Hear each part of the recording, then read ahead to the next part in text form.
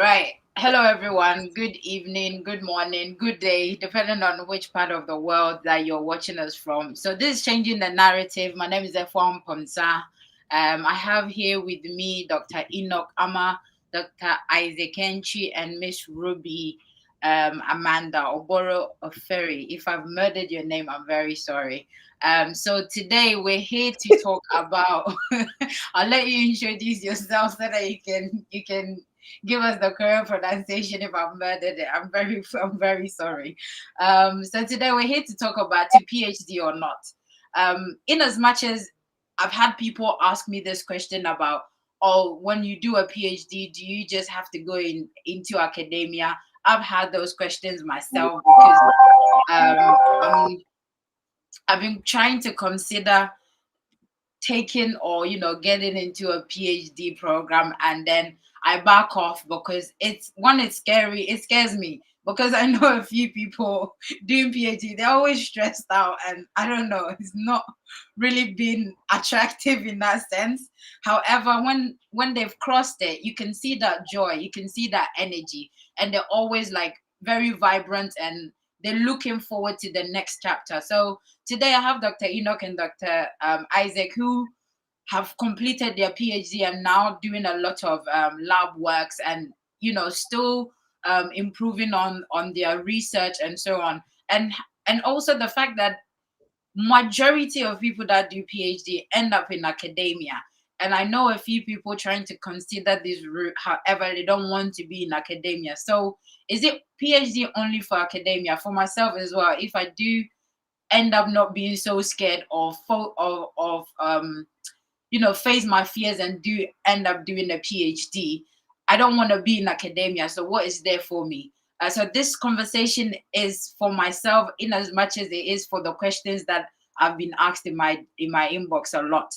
And also a lot of people that then end up doing so many masters, like 3 4, and I'm thinking you might as well just do a PhD. However, let's see how this conversation goes, and maybe you might help me conquer my fear. It might make me learn another route when I do end up doing a PhD, and also to answer some of your questions out there. So if you're joining us, thank you very much. This is Changing the Narrative. My name is Efwa, and I'll let my guests introduce themselves. So Dr. Enoch, kindly introduce yourself to our listeners and viewers. Okay, can everybody hear me? I'm testing my mic again. Yes, we can. But thank you for putting this together. My name is Enoch. I am a postdoc. I completed my PhD about a year ago. I went on to do my postdoc. So I'm here at Columbia University in New York City in my first year of my postdoc. Um, Prior to that, I did my undergrad in biochemistry, went on to do my PharmD in pharmacy. So I'm also a licensed pharmacist. If what that scares you, if you think it's scary, I have done a doctorate twice. So, if it's that scary, I wouldn't have done it. That But is mad. no. So yeah. As to which route I'm choosing to go. Currently, I have no preference personally for me, whether it's academia or industry. It's it's a lot of factors that goes into it, but I have no preference over one over the other. But I will say currently my position, what I'm doing with who I'm working with, it's leaning more towards the academic path. So it also depends on the opportunities available, whether there are universities that are willing to hire me to be a PI in their lab or whatever it is.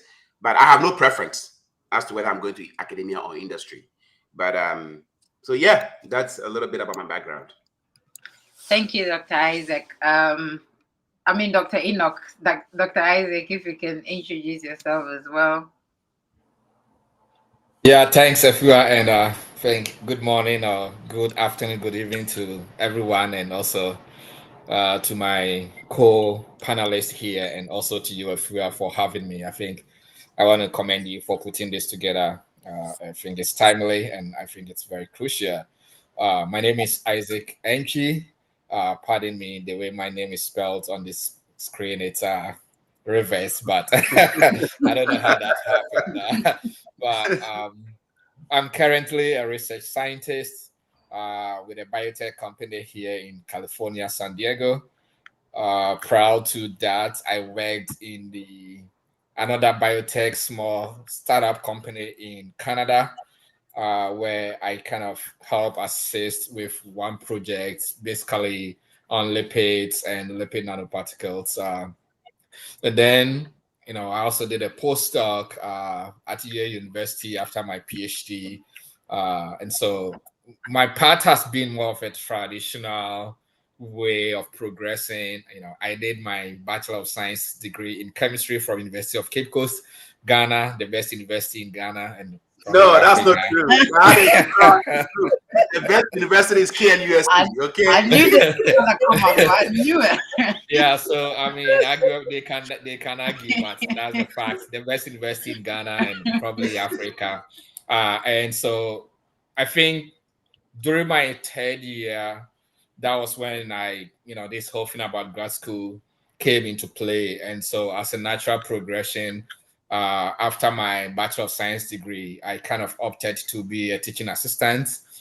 The reason being that I think it was very easy for me to get access to the lecturers who might provide recommendation and also internet accessibility, because perhaps I was going to be posted into an area where there wouldn't be access to internet. Not that I don't encourage people going there, but since I wanted to progress to pursue higher degree, I think access to internet was going to be critical.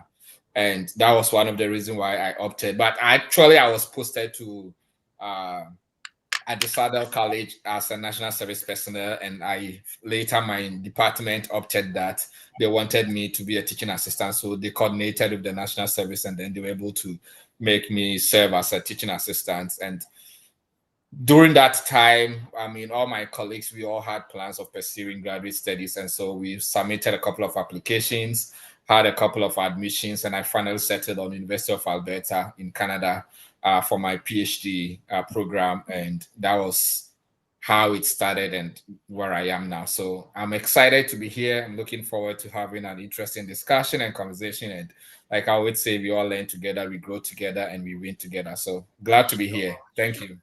Thank you so much, Dr. Isaac. And no comment on the KNUSD and the Legon thing. I'll leave it to you guys to fight over it. Let's see what Ruby thinks. And that's the thing. So I'm now thinking, okay, if it's 2 against 1, that is going to be a problem. So Miss Ruby, please introduce yourself to us. And yeah. Okay. Yeah, thank you for the invitation. And Thanks for honoring. Yeah, I'm also grateful to Ophelia for the invitation. So I think Isaac knows that in Ghana there are only 2 universities. So we have KNUST and the others. So and the others. yeah. So 2 against 1. Ooh, yeah. This is tight. Yeah, Yes, so thank you.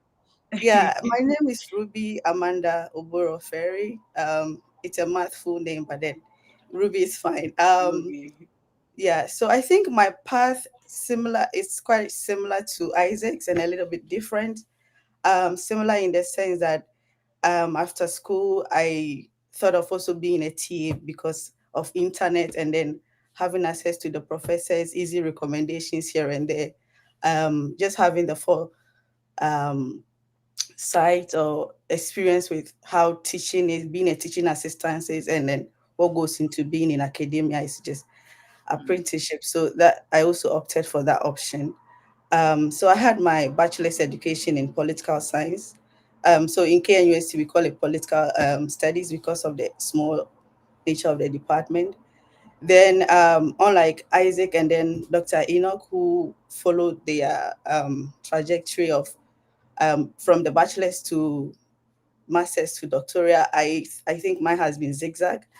After doing political science, I read a master's in comparative social research in the Higher School of Economics in Russia. And that was the decision to do PhD was something that I was also like thinking about. Do I do PhD or It was quite confusing, so I decided to opt for another master's here in the Eastern Illinois University. So that was what got me here. Then after my master's, I knew that yeah, this is the place I wanted to be. So I just went ahead and then applied for PhD in sociology, and I was admitted in the University of Oregon. So currently I'm in Oregon, Eugene University of Oregon. Yeah. So that has been my trajectory. Um, and yeah, so I'm basically interested in things related to gender, um, um, women organization, sociology of corruption. So yeah, more in the social science field. So I'm hoping to learn more from the panel, especially having um, Isaac and then Dr. Amma here from the science field. Mm. It would be interesting to know like what goes into both process for the social science and then the sciences. Yeah. So thank you. Sure, thank you. And I like the fact that there's different routes here. It will make this conversation very, very interesting, and it will be a lot to take home. So yes, thank you all very much for the great introduction. So we're gonna go straight into the questions. There's no tricky question here, and I think most of the question will also lead from the answers that is gotten from the speakers. Reasons why I normally don't structure a rigid question is because I've it doesn't make the conversation flow sometimes, and you end up missing quite a lot that you can get from the speakers. So if you didn't get any questions from me, it was done on purpose, because this is going to be a conversation, a very informal one, because I've realized doing this that I get more out of the guests when there's no structured question, for them to go and do homework on, just to give me a planned answer. So today, let's have a conversation. PhD, what is PhD? What's the fuss all about? Why is it so scary? So any of my guests can actually answer it, or all of my guests can have a go at it. What is it? What is it about? It for me, whenever I've taught of PhDs, the fact that I'll be called Dr. Ponsa, I mean, there's nothing so nice about being called Dr. Ponsa. That's basically why I want to do a PhD. However, obviously, all jokes aside, there's more to it than just being called a doctor at the end of the day. So, what is PhD all about?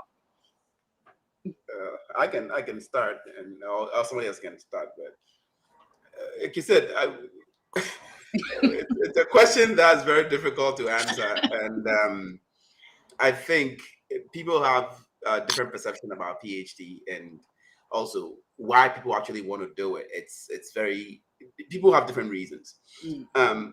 As we can all tell, the world is changing, right? Um, I was reading an article recently, and I live here in New York, and there's a bridge called the Holland Tunnel. It's one of those bridges. Like it's a very, it's an engineering marvel. And I was reading about the background of it, and I found out that the chief engineer who was responsible, who led the project itself, had a bachelor's degree, just a bachelor's degree, right? It was like way, way back Mm. in, I forgot what year it was, but I don't think that there will be any project of that magnitude in this current generation where somebody with a bachelor's degree will lead the whole project, right? Um, it won't happen. So the world is changing, and our degrees, right? I wouldn't say the value is kind of like diminishing, but there's more technology, so more studies have to be done. We have to advance the way we think, the way we do things. So Mm. now, bachelor's degree is not enough to equip you to do certain things, right? Things have been broken into little chunks. So you may do a bachelor's degree in biochemistry, and you only touch like just a specific things, right? Yeah. Unlike in 20, 30, 40 years ago, when you do a bachelor's degree, you are learning like a whole lot of things, right? So in certain fields, just a bachelor's degree is not enough to equip you. Mm. A master's will be enough. In some fields as well, masters may not be enough. A PhD will be enough, right? So a PhD is just like an education, but it's a higher level. You become more independent, right? So for me, I never had the initial intentions of doing a PhD. unlike Dr. Enki and Ruby, after tech, I was actually an engineering student in tech. When I moved to the States, I switched completely from engineering to the health sciences. The reason was that I am an immigrant. I have family back home. My parents and my siblings are there. I want something that I would do, guarantee me a job in America, be able to make money and send money home to support my family. I don't want all the files and struggle. And in the United States, one thing that we know for sure that's guaranteed, your job security, like it's not going to go anywhere, it's not going to disappear, is the healthcare sector. So nursing, medicine, pharmacy, dentistry, veterinary medicine, all these things are very secure in the United States. I've never seen any pharmacist or any medical doctor in America who said they can't find a job unless they are very specific. So that was why I ventured into pharmacy. Why not medicine or nursing? And I would say this, in Ghana, nursing are for females. It's a stereotype. So I said, no, I don't want to do nursing because I'm a guy. Medicine, I didn't want to do medicine because it was going to take me too long. That was what I thought. Now that I think about it, I was like, if I had gone to medical school, I would have been done by now. Bro. But I was like, no, medicine was going to take too long. Pharmacy was straightforward, right? So I opted for pharmacy. So that was my path. When I got into pharmacy school, I enjoyed it. I couldn't wait to be done. But then towards the end of my pharmacy program, like my whole perception about why I was going to school began to change. Like I wasn't thinking more about the money anymore. Like, I let me say I began to mature, right? So my whole perception about life in general began to change. So in pharmacy school, I began to fall in love with more of the basics of the human body. Like, how are these drugs able to work? Like, how do they bind to the receptors? So I fell in love with that aspect. So I wanted to know more about it. But pharmacy doesn't give you that. Pharmacy teaches you how you use the medication to treat people, how you diagnose and how you treat the optimal treatment. So it's more of like the human being as a whole. The nitty-gritty of it, you just learn it theoretically. So there's no lab work on how the drug itself works. You're not performing the experiments, right? But that was where my passion lied.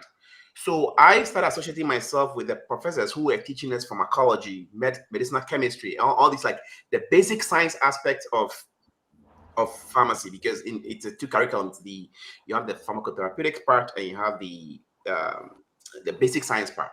So I fell in love with it, and upon consultation with my faculty and everything, they're like, it looks like you're more interested in research. But yeah, it looks like like if that's what you want to do, you might have to go back and do your PhD. I was like, what? Right. That was, and I was determined to do it because at this point, I've already made my mind that my life is not about money anymore. It's not about how much money I'm going to make, and my family will do fine. Nobody's in Ghana is dying because of hunger. They would survive with or without me. So I made that conscious decision to go for a PhD because I wanted to learn more. So in my opinion, PhD is the quest of knowledge. Okay, my reason for going to PhD is to pursue knowledge, is to learn more. I'm very curious about how the human body functions and how we can diagnose disease and develop tools to treat these diseases. So that is what I do now, and that is what I see PhD to be, and that's the reason why I did it. I've met people who have discussed. They ask me a question about why you do a PhD, is it worth it, and stuff like that. I don't know everybody's goal, what you want to achieve in life, your reason for doing it. So I can't really say, I can speak for myself. But the process itself, doing a PhD is very tedious. It's very, very tedious. And I know we're going to get into that, but this is my summary of what PhD is and how and why I went into it. Sure. Thank you so much. We go to Ruby. Share with us what do you think PhD is all about? And then we come to Dr. Isaac. Yeah. It's quite difficult to also define what it is about. But I know, like, generally, PhD, it's more of knowledge production.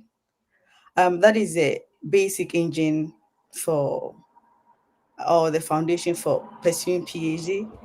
But then I think the superstructure is more of um, being able to transfer knowledge to the younger generations. Mm, And in this case, the younger generations include myself, who is still a student, and then undergraduate, master's students, certificate students, and all that. So that is how I would define what a PhD is. In terms of why um, pursue PhD, um, I think mine was quite rough. So in the first place, I graduated with second class apart from the political science department. And initially, I also thought, just like what Dr. Amma was talking about, I mean, if it's now, we didn't have bachelor student build a whole bridge. mm, So, and usually the information out there is that people who go and do PhDs is all about the grades, like the smart ones. And there's some perception like if you're doing PhD, you know everything, but it's contrary. Like now, if you ask me what is this, as a sociologist, I'll just go back and forth without giving you a specific answer because it's like we don't have one specific thing. So right. for me, the issue of grade some point discouraged me from doing it, but having the opportunity to do my service in the Department of Political Science in Tech, I work with um, Mr. Yate, who I didn't know if God sent this professor to just keep on advising me. I gave a lot of tries. I know we'll go into that. A lot of rejections, and at the point I felt like, oh, maybe it's because I have second class upper. That's why I'm not getting into a master's program to even think of PhD. So I'm going to change my decision to do that. But in the university, during my undergrad studies, during long vacations, I didn't want to just stay home doing nothing. I wanted to do internships. So I had, in the first place, I did an internship with a radio station in Ghana. And I will go to work all right. I will do all the things I have to do as an intern. And I didn't feel that I didn't have that satisfaction of doing something that I love so much. So for me, each day waking up to go and do my work as an intern was stressful.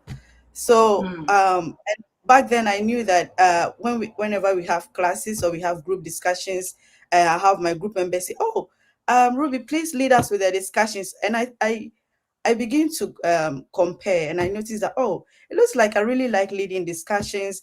I really like doing things that are more academic related, um, and just rubbing knowledge and opinions with others. So maybe why not try something with teaching? So I think in my third year, I went to do internship in a basic high school, that is KNUST Basic High School. And there I knew that, yeah, this is where I want to be. And this is what I wanted to pursue. That is to be in academia and get to know students, get to know what they're interested about, get to know what goes into knowledge production, and then sharing it with other people. So that influenced the decision to pursue the route I'm currently pursuing, and basically like what I know about what PhD is. Yeah. right. Thank you. It's encouraging and it's nice to know how there's two different stories as to what PhD is or what even led both of you into a PhD. And it's good to know because most of the time we have a specific definition of things, and I like how it's not been defined yet, which means so far as you have the calling, that's what I have written down. So far as you have the calling to do a PhD, then follow suit. But let's hear from Dr. Isaac. Well, Dr. Isaac, what is PhD to you, and also share a bit of your journey into it as well. Well, I mean, I think like Enoch and Ruby, rightly pointed out.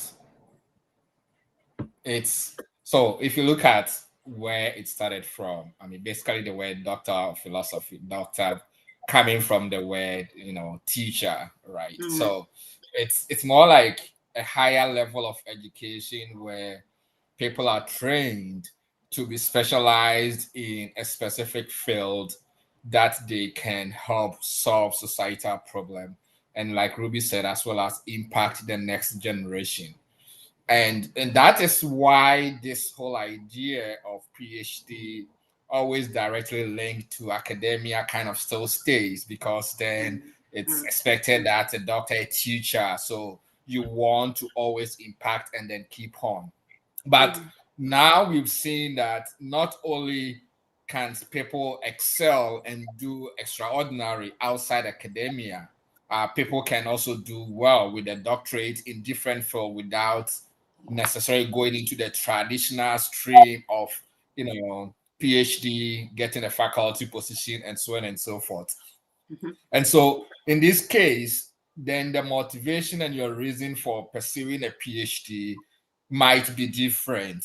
Like Enoch said, there are certain industries or work type that the minimum requirement it's a PhD.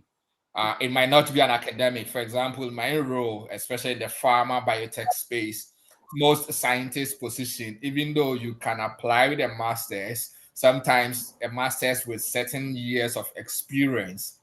But in most cases, the minimum requirement can also be a PhD. And so one can pursue a PhD with the target that, okay, this is the sector I want to.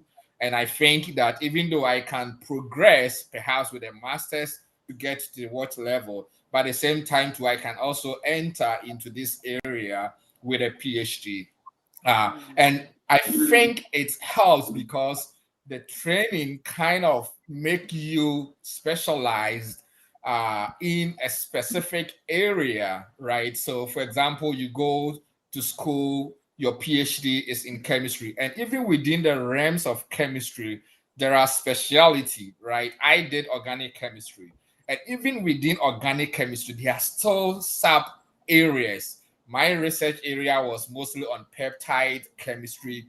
There were people who were doing natural product chemistry, people who were doing maybe total synthesis, people. So there are specialities, and that is why there is, kind of value and a higher expectation when someone bears the title, because you have dedicated so much of your time researching, conducting research, reading, and thinking about a problem in a specific field that not many people find themselves doing. Right. And so once you come out, naturally, people also expect that, oh, you have a PhD in chemistry. And so you should exhibit some level of mastery in that field. Where sometimes people get confused in some discussion, I always try to bring it out that one having a PhD does not necessarily mean the person is a master of every aspect, because the person's research was focused.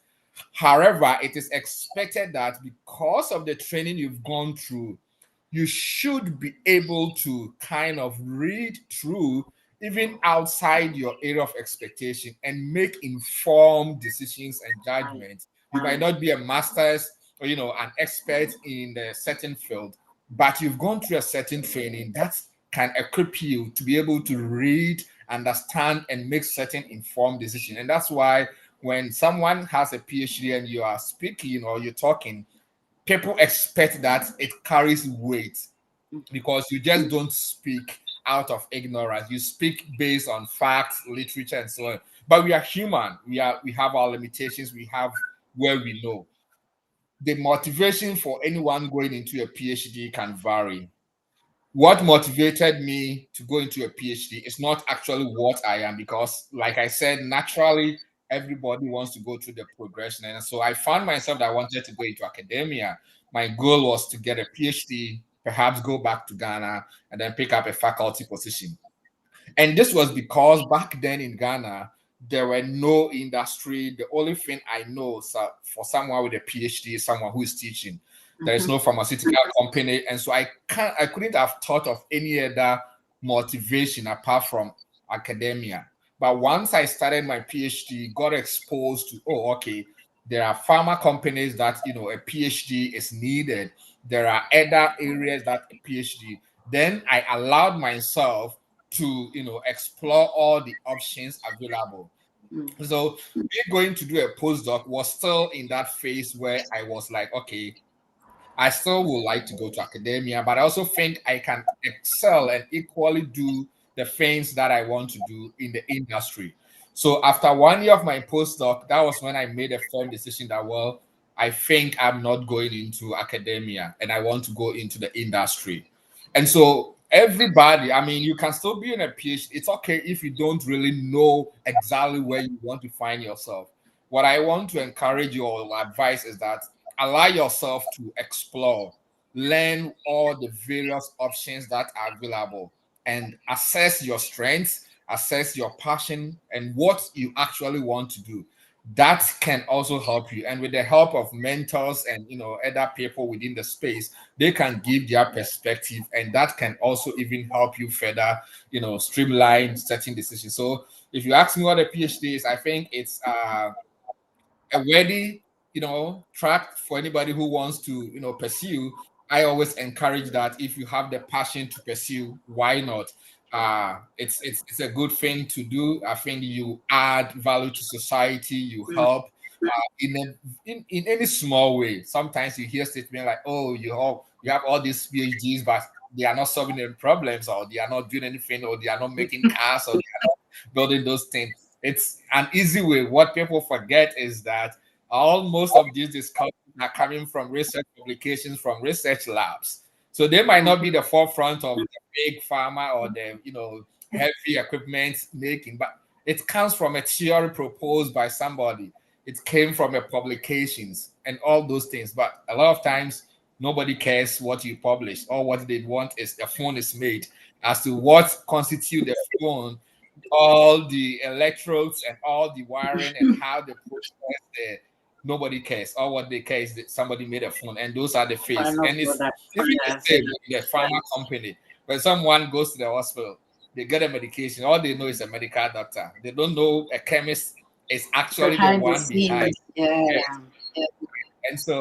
And that's why I think some of these educations will also come out to expose people to learn and know what actually is out there for us to venture. There's a whole lot of industry, either academia or uh, the industry, where PhD is needed and required. So don't limit yourself. Allow yourself to be exposed, and then you can make the right decision. Thank you. Thank you so much. Let me piggyback real quick, shortly on what Dr. Angie said. When you mentioned about people going to the hospital and just seeing the medical doctor, then that's all they know, right? That was my perception when I was a pharmacist, right? So I went to pharmacy school, and when I was in grad school, I was also practicing pharmacy. I was working part-time. When I was in pharmacy school, right? I was a pharmacist. All I care about is what is the disease and how do I treat it, right? That was my first 2 years. Oh, that's all. Like, okay, so they produce the drug and that's it. But then as I got towards my third year and I started looking more into like the process of developing the drug, the production process, like what goes into it. And then when I started my PhD, I was like, oh wow. From the time that a drug, the idea even comes, the different number of scientists that have to work to bring it from like the bench all the way to the clinic for a doctor to even prescribe. So many different scientists. You have the medicinal chemists, you have the organic chemists, you have the pharmacologists. These are all different scientists just working on one particular drug. Okay. So, but at the end of the day, nobody sees them. Right? Nobody see whatever goes on. But we, like Dr. Andrew said, we need all these people. Like, I consider myself like a physiologist, pharmacologist, and physiologist. I need a med chemist to tell me that, hey, well, you studied these receptors and everything this thing can bind, but you can't deliver it. It's not going to be delivered. There's no way to deliver this. It's novel, right? But I need somebody who is going to, like a nanotechnology specialist. Okay, now you have this product. How do we put into the human body and make sure that it disseminates, it disintegrates? We need another PhD. We need another specialist, right? So yes, we need more PhDs. And the more PhDs that we have, the more likely we are to solve societal problems. So, but like he said, I like the idea. Outside of my area of research, I'm not very knowledgeable about other stuff like what he does, but I can read through it. So we need them. We need these. Mm. You don't see us there. You don't see the PhD out there. All you people care about is the final product, or the doctor who will prescribe it, or the politician who will go stand there and talk about these policies and stuff. You don't know that there are, social scientists out there who have actually done the groundwork to see how people behave and interact, and then bring it to these politicians and come and stand out there and speak out there. So yes, we don't get exposed that much, but PhDs are very important in having all this product and help to solve the societal problems. I like how you've broken it down, because to be honest with you, I've never thought of it that way. That the final product, like you're saying, is what we see, but inside that final product has been like 4 or 5 different PhD focused research that has probably brought about the final product. I've never thought of it that way. Thank you very much. It will So probably if it will be more than 50 different specialties. exactly, depending on what it is. So I've never Yeah, thought of it that way. So here we yeah. go, listeners. I've learned something about this today. So if you're looking to be part of a solution, that is one reason you need to pursue a PhD, because then you contribute to that solution. It might be the final product, or it might be in the middle of getting to the final product. I've actually never thought of it that way, so thanks for breaking it down. And again, this is why we have this event, and we bring our speakers on for us to learn, because without these conversations, a lot of the time we will miss all these brilliant um, inputs that we get from our speakers. So thank you very much. So there was a common theme of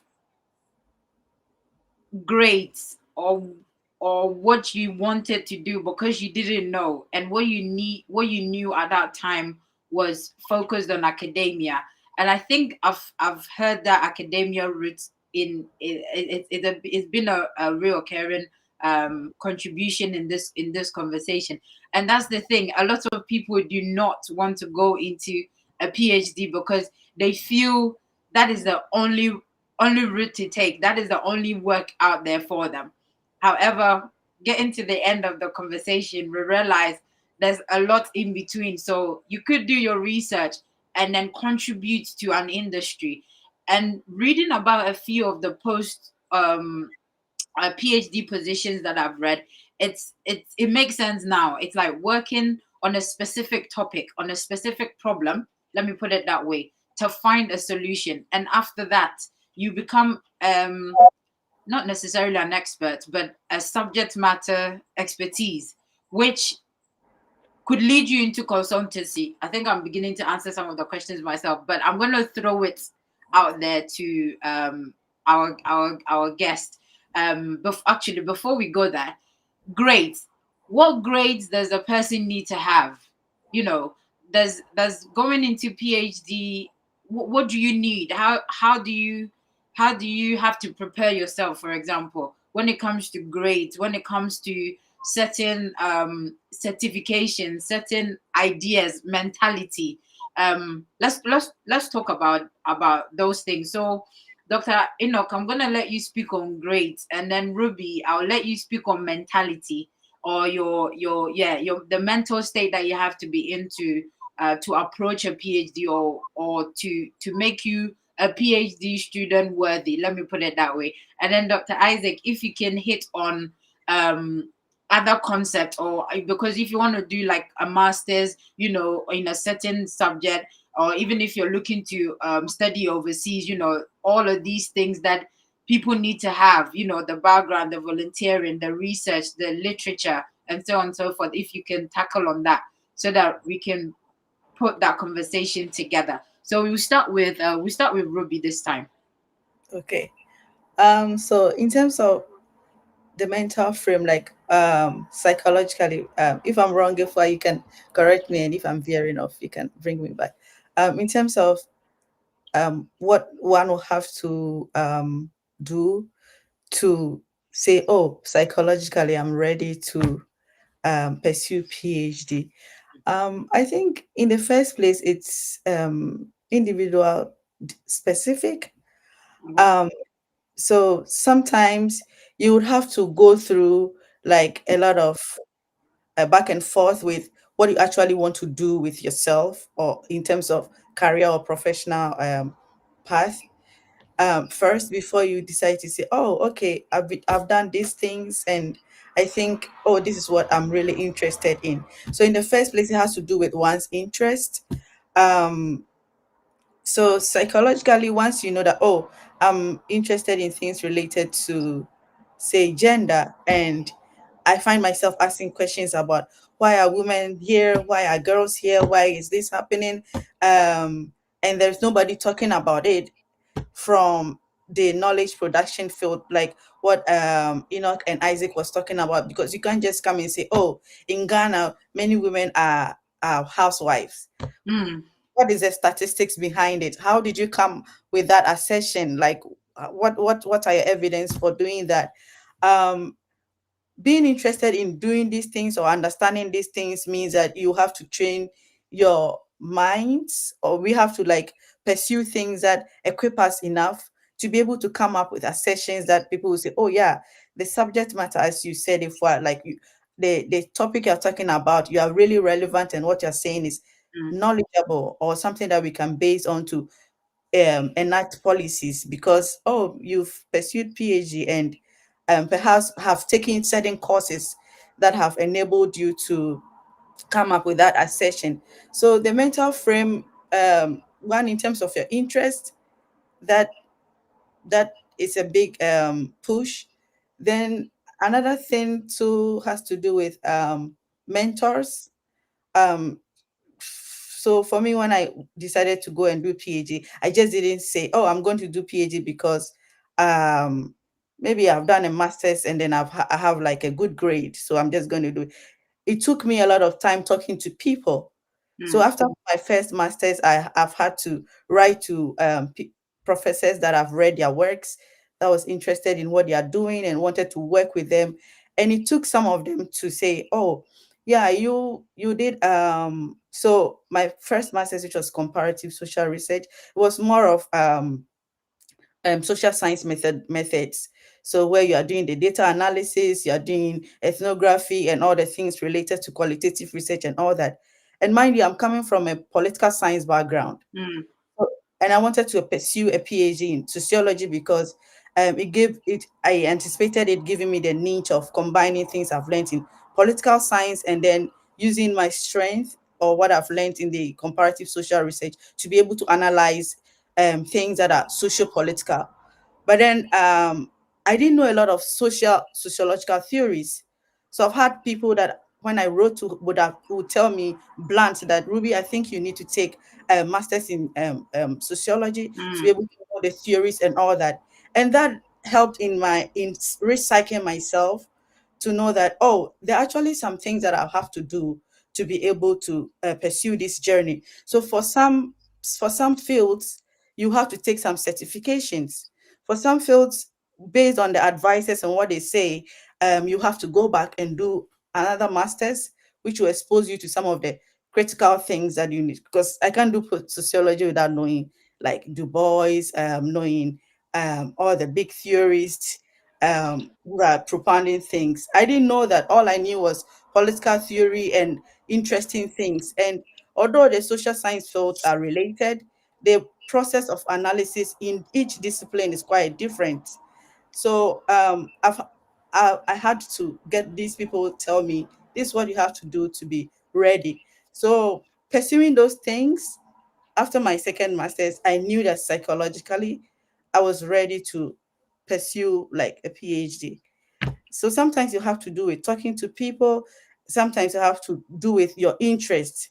And Mm. I think countries like the US, I didn't even know that you can just come through PhD straight, Mm-hmm. where you have the opportunity to just come to a PhD program. You spend 5 years doing PhD, but by the time you finish your PhD, you have your master's. Masters. Coming from Ghana, I thought, oh, you will need a bachelor's before you need a master's before you go here, and that's why the trajectory had been like that for me.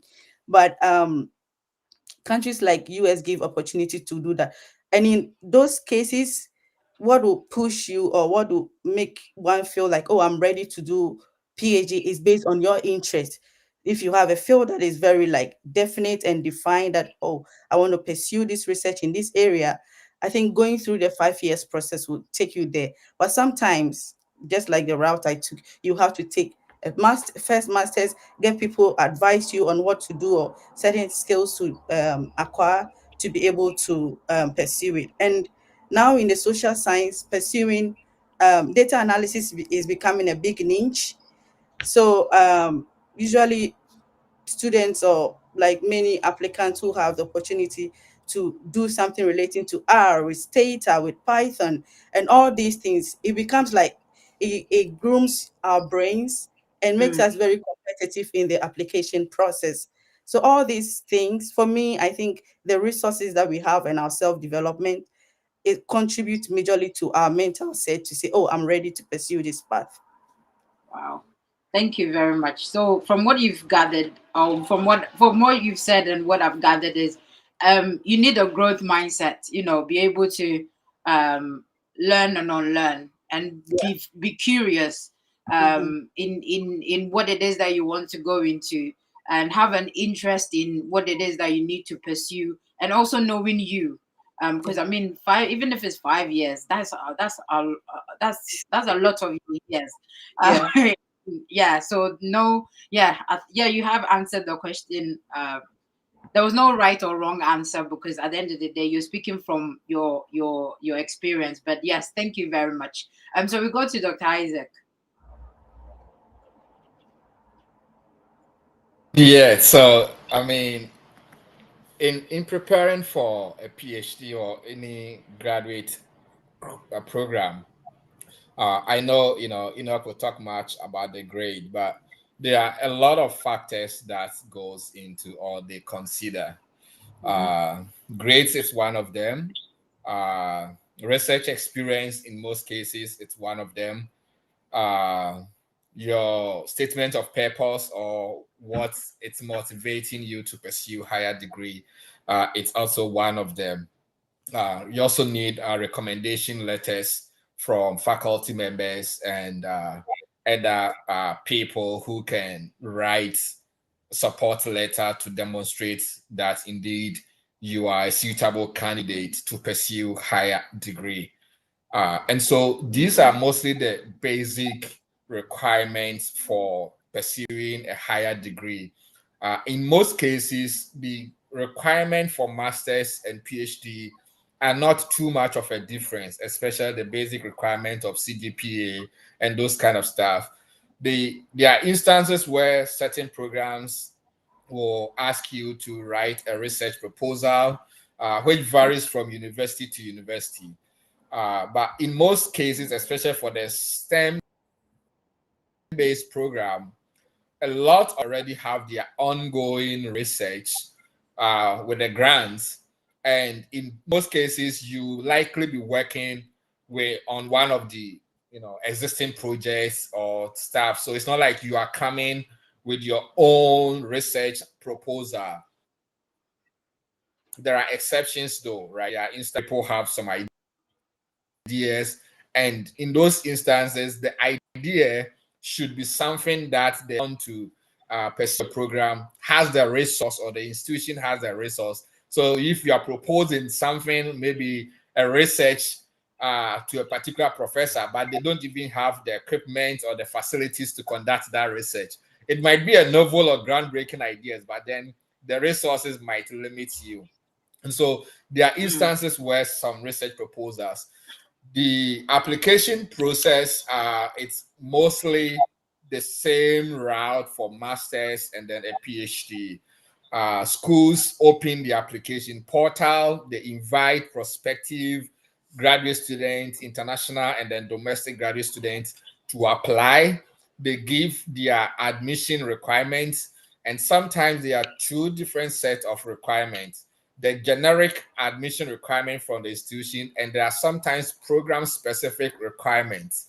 So the institution might have their own generic, maybe they'll write GRA is required, but you go down to your department and your department does not require a GRA.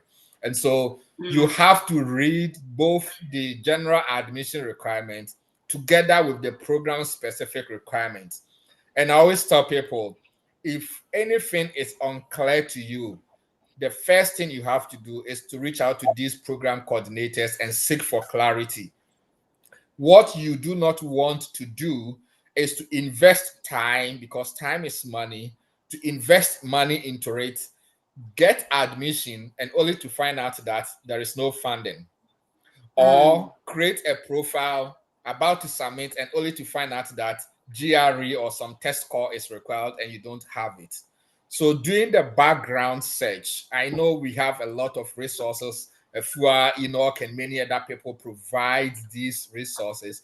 But I always tell people that the responsibility is upon you, the applicant, to make sure that every resource or information out there, it's right and accurate. And the first resource or the original resource to confirm the accuracy is the institution to which you're applying to. And so let's say if you come to a program or an event and two speakers say things that you think are contradictory or different from what you think, you just want to reach out to the program coordinators and seek for clarity. One other aspect that is also of critical is when it comes to recommendation letters. And a lot of times, most students struggle to get this important part, particularly. It's one of the most important thing, right, in your application, coupled with your GPA and other kind of stuff. In most applications, they will indicate that you need 2 or 3 referees. And the question now is, who can now write a recommendation letter? And I know there are various write-ups and different angles to recommendation letter. What I personally prefer, and this is my view, and it is a view that I think I have collected from both prospective graduate students, current graduate students, admission committee members, faculty members, as to what will be the best who qualifies to write a recommendation letter. The nature of the reference form or the questionnaires to which are sent out to recommenders is such that if you don't know the person on a personal level, you either have to lie about the recommendation that you are sending, or you might not be able to give a correct recommendation. So there will be questions like, on a scale of 0 to 5, how will you rate Enoch's problem solving skills? But perhaps you haven't even had any direct interaction. Yes, you might qualify, or you have a title to qualify you to write a recommendation, but on what basis are you going to recommend Enoch if you don't have that personal interaction? And it can be in various forms. It may not be a direct academic tutor, but you might have worked in an institution. What they are looking for is not necessarily someone who is well prepared or someone who knows everything. My PI will tell you, if you already know, there's no point in coming to do a PhD. And so you need someone who can comment on your eagerness, your work ethics, how well you are motivated to pursue. And so in selecting your recommenders or your referees, I want to encourage people that at least out of the 3 people that most institutions require, get 1 faculty member to be part of it. My preference would be to get 2 people who have taught you, supervised you, and maybe the 3rd person can be someone else, either previous TA who has gone through, and then also something like that. But if I am to recommend that, I always encourage, because the volume to which your recommendation carries when it's coming from your academic supervisor will be different from someone who reached out to me, a random person. Oh, Isaac, I know you, and for sure I know what it takes to do a PhD, so I have a fair idea, can look at your CV and write something. The volume will not be the same, because there are certain things I cannot write, I cannot comment. I can say that, based on Enoch's CVs and the work he has done, I think he's fit for the PhD. But on a personal level, his problem-solving skills, communication, work ethics, human relations, all these things are critical. And so we don't want to just select. But then the problem too comes is that we have limited people to write recommendation letters for us. You can imagine a faculty member trying to write thousands of recommendations, because you are not the only person reaching out to. So if he or she is to write 100 recommendations in a year, most likely that there will be some delays. And that's why I always encourage people to notify these people ahead of time. You don't want to submit application today and just send an email, please, I use you as a referee. Can you no, it doesn't work like that. The person already has academic responsibilities. He or she has, family duties and other responsibilities. So it's not like he or she is sitting down waiting for a pop-up email. Oh, Isaac has used you as a recommendation. We are waiting for you, and he just quickly writes. Give the person, be considerate, know that he or she has a life. And so if you inform the person that, oh, I'll be applying, I'm considering applying to this institution, and I want to use you as a recommendation, as a recommender, please, will you be available to write? And the person will say, yes, I will be. Then you have that assurance. So once you submit, then you can send a follow-up, because a lot of times they get emails and they might miss this email. So sending a follow-up is not a wrong thing. That I have successfully submitted my application, I think you should receive a notification. Because once you submit the application, they just get the instant notification. So they will be able to fill. So recommendation is very critical. One other thing too is your statement of purpose. So the statement of purpose is also one of the things a lot of people get confused. There are the generic statement of purpose, and there are sometimes specific statement of purpose. Some institutions will ask you to answer certain questions. They will give you a certain type of questions and ask you to respond to those questions in your statement of purpose. Some of them will even give you the word count, maybe not more than 1,000 words. You don't want to be writing 3,000 words. That alone is someone who does not pay attention to details. Some of them will tell you the spacing, the font size, and so on and so forth. But in most cases, it's a document demonstrating that you have some skills, you have done some work in the past, you've studied some courses, and that you have an interest in an area where you think your skills and expertise that you have, when given the opportunity, you can contribute and can also equip yourself and develop. And you want to read the requirements of that institution, what they expect to have in your statement of purpose. Don't you use that same statement of purpose you wrote. And I have reviewed over thousands of statements of purpose for the past 4.5 years, where sometimes people make mistakes.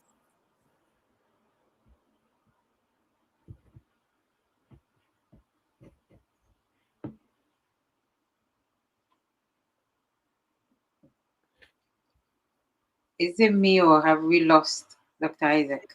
I can't hear him. Me too. I can't. I can't also hear. Yeah, I can hear you too. Okay. Dr. H, are you there? I think we lost you for a second.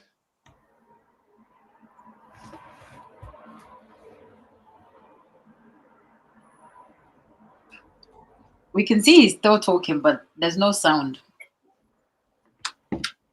Yeah, I can't hear him. Yeah, me too. I think, can we send him a message? That's if he can hear us. I'll send him a message on and let him know. So, Dr. Enoch, let's hear from you as we try to bring Dr. Isaac back. Yeah, but he's mentioned a lot of and I like the point that he was making at the end before we lost him. I mean, in my few years or months of reviewing statement of purposes and stuff, sometimes especially if you already know the scholarship that the person is applying to, and then whatever they've written is very generic and not specific to what the funding is asking for, and then you ask them, is this for this funding or scholarship, or you're just applying to the school? And then they answer it, and you're thinking, okay, you've clearly not read the instructions, or you've just given me something that you've written for probably a whole lot of different application, and you're hoping, for me, it just shows that you're not ready for grad school, because you're not paying attention to details. Obviously, you're cutting your own details, like we would say at work. Don't cut your own details. Follow the instructions that has been given to you, or going to listen to a friend. Oh, this friend wrote this, and this is what they got. I'm very sorry, but the spirit following your friend is not. It's not the same spirit following you. I'll leave it there, Dr. Enoch. Yes, let's hear from you. No, you're right. Dr. Angie did touch on quite a few stuff, and it always comes back. This question always comes back, and I know I'm going to join that panel. The same question is going to come out: how important is grades for getting into a PhD program? Uh, uh, Unlike undergraduate studies, right? For a PhD, the requirements vary significantly from institution to institution, from department to department. Okay, undergraduate studies is different. You have to have a certain BEC result, SSC results before you get it. It's very specific. When it comes to PhD, from my personal experience, most people that I've met, both in my PhD program, in different departments, as well as outside of my university as well, were never the people who were on top of their class. They were never the people with the best grade, right? But they were admitted to a PhD program. Also, the people that most people that I've seen that graduated successfully or enjoyed their PhD program without stress, or were able to go through the PhD program with clear mind and were happy about the whole process, were never the people that came in with the best grades, right? So there was actually a study by Princeton that, previously in the United States, almost every university, every program in the United States was required a GRE to get into a PhD program. It was a requirement. Most programs were requiring it, right? So there was a study by Princeton that showed that there is no correlation between your GRE scores and your performance in a PhD program. There was absolutely no correlation because some universities were trying to figure out, why did this person get into a PhD program with a high GPA score, a high GRE score, which is also a grade, right? But then they go into a program and they didn't succeed, didn't do well. Like, how come? We admitted you based on your GRE scores, but you came here, your work was sloppy. Like, and they were seeing those trends. So whoever came up with the idea to conduct that study did that, and they found out that there's no correlation. That is why a lot of universities in the US are beginning to drop their GRE requirement. Now, some institutions, what they do is that the GRE requirement still stands for international students. However, if you're in the United States, they will waive it for you. Some universities have done away with it completely because there's no correlation, right? So, from my personal experience, I got the opportunity to work on an admission committee when I was in my PhD program. My PI was the chair for our department in terms of admission. So he's responsible for collecting all the applications and reviewing it and making the initial selection and then sending it to the committee. And then he makes the final decision based on, if there's a tie, he has to make the final decision. So I help with the reviewing of the application. This was a privilege that not a lot of people get. I got it firsthand. I review applications. I read CVs, multiple. My whole 5 years I think I started doing it during my second or third year. I don't want my PI trusted me to do that, but I did see that. What I do see when it comes to grade is that most programs do not really care about grades. What they do care is that you meet the minimum requirement to get into the program, right? So let's say the university says that the minimum requirement is to have, a GRE score of this number, the minimum, right? Once you meet that requirement, it's a fair chance now, regardless of whether somebody got, 200 points higher than you or no. As long as you meet the minimum requirement, that's it. Whatever follows is the extracurricular, right? Your letter of recommendation. How strong is it? Who can testify or recommend you for being a hardworking, dedicated person? So all these things are beginning to count. What I want people to understand is this. I know most of the people listening to us are people from Ghana or outside of the United States. Now, in Ghana, because of our lack of, we don't have a lot of technical skills. All we know is grades. The person who has the best grade is the most brilliant person, which I think it's the most ridiculous thing to say now, right? Most of our education back, all of us here went to school in Ghana. We are solely based on memorization, right? We can memorize stuff, we can chew and pour, and that's how our education system is designed.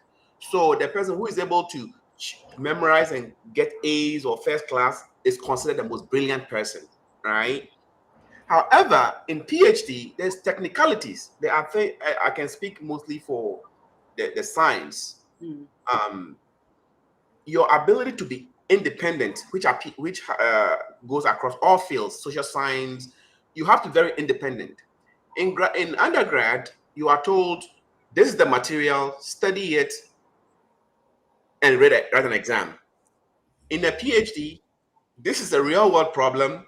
Go find a solution and bring it, right? These are the two different things. One has to do with grades, one has to do with practicality, right? So from what I have gathered, getting into the program, your GPA may help you get in, but that is not an auto because you are not taking an exam in a PhD program. When you are taking an exam, as a matter of fact, okay, let me break this down a little bit. Let me go backtrack a little bit. In the US, the reason why we have the 5 years is that when people do their undergrad, sometimes you finish and you haven't decided what you want to do yet, right? So I want to go do a master's, but what if you get to the master's program, that's not what you want to do? Or let's say you want to do something but you want to pivot from what you did in undergrad, right? So you can get into the PhD program. Your first 2 years, you are taking classes, right, to prepare you for what you want to do, because you may not have done those things during your undergrad, which in other countries, that's what your master's will do for you. So in the US, your first 2 years is like the master's phase, where you are taking classes, you are trying to figure out courses that you have to take to help you do your actual research. So your first 2 years, you may not be doing a lot of research, so you are taking exams and stuff like that. And that is where the idea of grades also comes in, because they don't care. We don't care about your A's and C's that you get in that particular coursework. Well, of course, you have to pass, but the purpose of taking those courses is to gain the knowledge for your actual research that you will be doing. So we don't focus on, nobody cares about GPA in a PhD program. Nobody cares at all.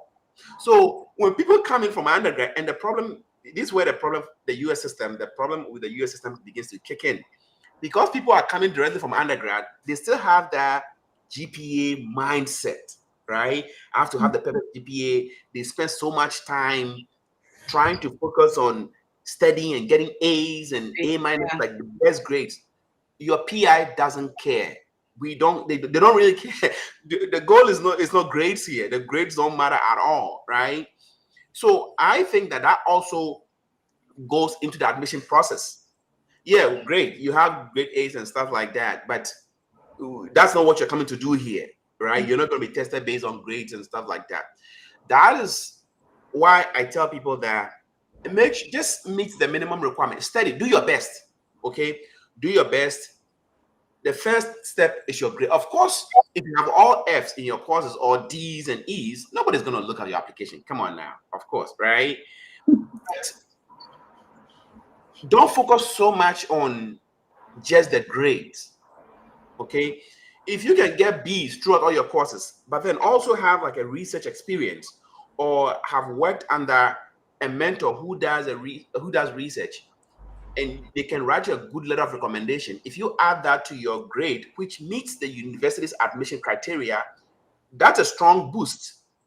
I would rather look at a holistic person, someone coming in with all B's and some C's, but has shown some level of dedication to research, right?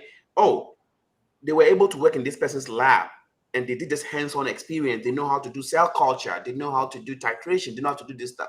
I look at that person's portfolio, and then I have someone who comes in with all A's, have no research experience, have never touched a pipette before.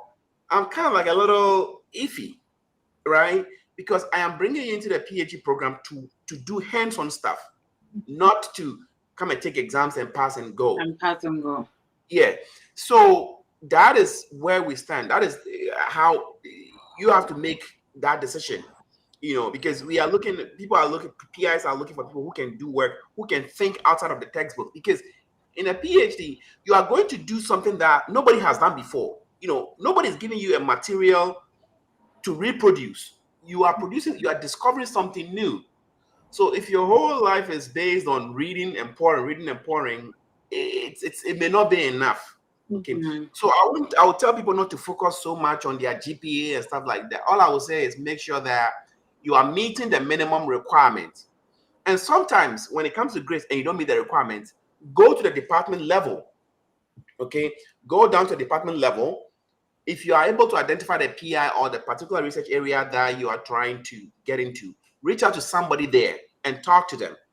You may even be able to explain in your statement of purpose why you got certain grades in certain things, or why you didn't perform too well and stuff like that. But you also have to have that letter of recommendation to support, that shortcoming in your grade if you don't meet that requirement.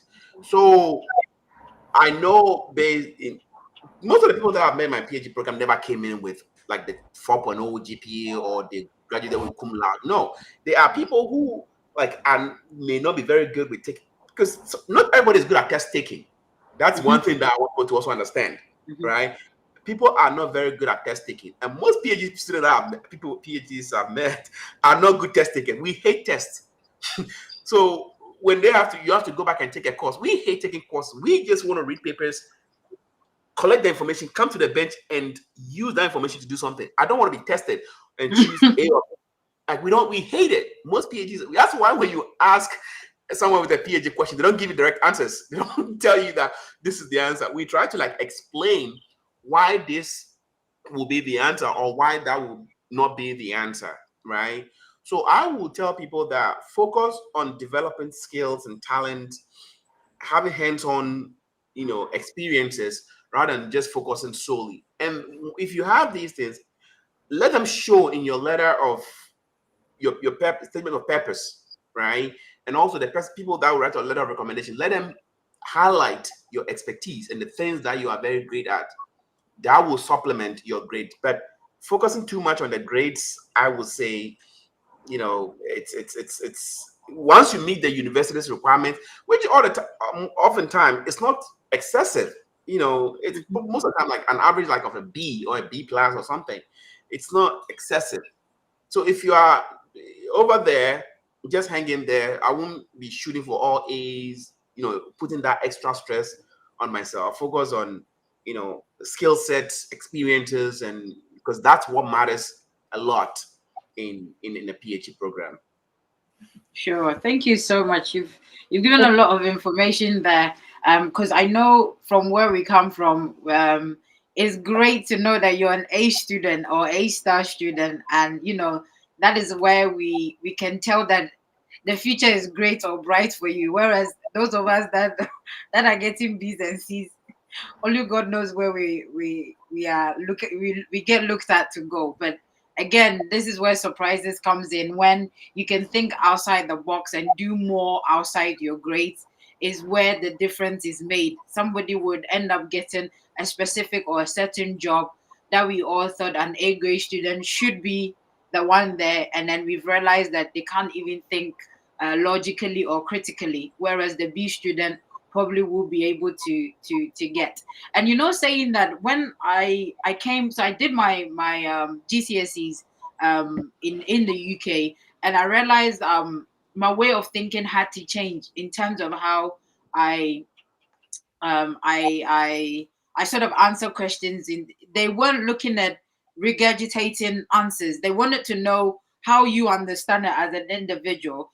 But back in Ghana, when I used to answer questions in that sense, I was getting lower marks. And then I realized when I got here, that was what they were actually looking for. So I had to be myself, which really helped me quite a lot. And then, you know, be able to flow with the system. So it's and I've had a lot of people also finding that transition quite difficult in terms of not being able to, like, you know, being able to freely tell how their opinions, let me put it that way, and how they're interpreting the information that they're reading and why they, you know, they think it like that, which is the critical way of thinking. And I feel if that the continent sort of embrace that way of thinking, there are a lot of students out there that have that a great way of analyzing situations and would do well in helping us in our education system. But yeah, hopefully our education system goes or flows that way and be able to accommodate critical thinking more and not just regurgitating what we've read. Yeah, Dr. Isaac. I, let me Yeah. have you noticed, this is just like a personal observation, I may be wrong, but if you have noticed, right, if you look at Ghana, national science and math quiz, right, all these students are like, you know, quick answering. Few poor pass and forget. Most of them end up, some of them end up coming to the United States, right? They get scholarships, they come here and stuff like that. Have you noticed that the moment they get to the state, they disappear? You don't hear about them anymore, right? When they come here, they don't really perform. They are not like on top as we think they are. Most of them, I follow a lot of them because I watch the National Science and Math Quiz a lot, and I follow their trajectory where some of them end up. It's because once you get here, you begin to realize that it's a whole different system. The system here is completely different. Our way of thinking. I'm not saying they are not brilliant, right? It's because the way we used to define brilliance and intelligence back home is totally different here. So they get here, all these brilliant people get here and they totally disappear off the surface of the earth as if they are not doing anything at all, right? I found myself like that. Like I was a good student. I wouldn't say I was the most brilliant student in my, and I was a good student. But when I came here, even when I started community, I was struggling because our way of answering questions, our way of studying was totally different. So I follow some of these people, and you can tell that they come from Ghana with like first class, and then they get to a program like, oh, this is a whole different game over here. So that's my personal observation. I wanted to add that. Yeah, it's true. It happens. Yeah. Yeah, if I want to Yeah, also I was add, gonna say Ruby. It looks like you wanna add. Yeah, yeah, go for it. yeah, I'm very happy that Dr. Amma and then Dr. Inchi's responses really um give like a good context for what I was saying earlier about the mental preparation. So one thing that I also realized I failed to add, to apart from having all the resources or being able to know, oh, I have these certifications, I have these skills, so I can be able to pursue PhD, is having the mentality to also receive rejection and constructive criticisms. Yeah, we're So gonna come to that, but yeah, it's good you've touched on it now. Let's go. yeah, No, go for it. Go for it. yeah. So sometimes we like you have a he this is the case, you have a good CV, a good statements of purpose, a good set of skills that makes you very apt for the PhD program. But if you come in with a mentality that, oh, in my country or in my program I was the best, so I'm always expecting a thumbs up, I'm always expecting, oh, this is good. Having this mindset will be quite difficult to navigate the path, because there's going to be a lot of no's, a lot of no's. So this is the case where you have friends who tell you that, oh, you're a good writer, oh, you speak really well in public, and then you submit a first proposal, and then what are you doing here? Your advisor is writing a lot of comments, and it's like, oh, I didn't think I would get it. So if you are so much like obsessed with what you are and how people have praised you, you'll not be able to look at, oh, these criticisms are very constructive, and because of that, you work on it. You think everything is against you, and that's where you might think, oh, if I'm working with somebody who is not, excuse me to say, black, the person is something Racist. else. Yeah. No, but Yeah. really, yeah. So having the mindset of rejection, and having the mindset of go back and rewrite the thing, and accepting that, yeah, I'm not perfect, I'm learning. It's like apprenticeship here. So having the mindset that, oh, I'm going to be a student and learn, will be very Mm. useful in navigating this path. Yes. Well, yeah. Thank That's a you good so point. much. Thank you so That's much for. So I've written on here great rejection. So now that we're done with great, we're gonna Yeah. come to rejection. But it's good that you've touched on it. Dr. Isaac, can we hear you? Say something and let's see if your mic is working. Yeah. Oh, We still can't hear you.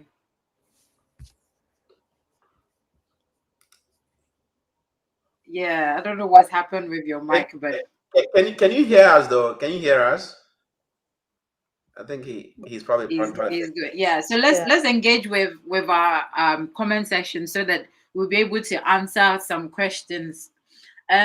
So Stephen says, yes, that's very true because I applied to schools getting 3 admissions from different schools, but without funding, which the amount they are charging for tuition is I guess your sums up how much the cost of the of the course was.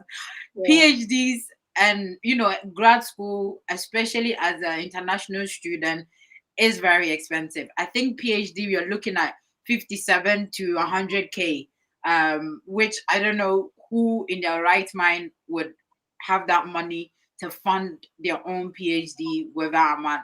I don't know if it's being done out there, but personally, but that is a lot of money to be paying for 4 or 5 years of research and whatnot. But yes, If funding you're from, is very important. if you're from Saudi Arabia, your government will pay for you. Well, yeah, or that, but it's still a scholarship or funding in a way. But yeah, you need that funding. It's very important. And I think he asked another question. Here we go. I have been using 2 professors for recommendation, of which one is the dean of faculty and the other is head of department.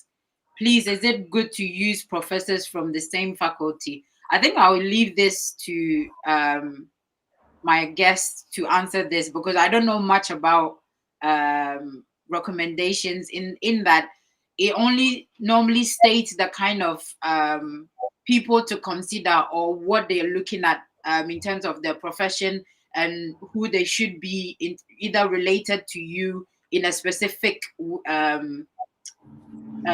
content. So I'm not really sure how to answer this question, but I hope the one of the guests or all the guests can throw or shed a light on this question for us.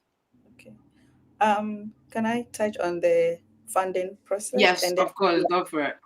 yeah, so the funding prospect, the question is, when you want to pursue PhD, the question you want to ask yourself is, why would a university sponsor somebody with over $50,000? And I'm in the university where we run on the quota system. So every time you are paying a lot of dollars, why would the school give you that money? What are you bringing on board?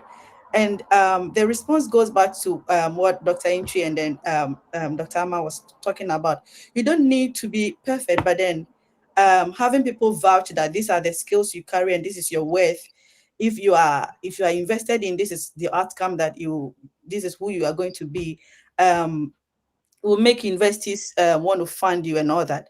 And because of that, you should be very cautious when you are applying. You just don't go and apply because, oh, I see PhD in sociology and I had a bachelor's in sociology or a master's in sociology, and I have a first class class. I have first class. I have other document that shows that, oh yeah, I can be able to do that. No, usually in the social sciences, you actually need somebody who is in the department and does in similar things that you want to do that can Mm. guarantee your funding.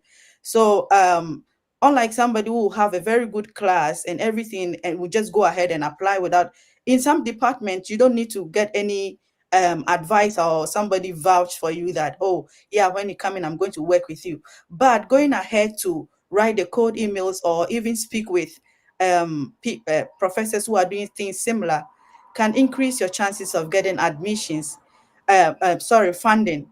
So in my case, as at May 2023, I had written to 25 professors, and in summer June, I was having like interviews back and forth.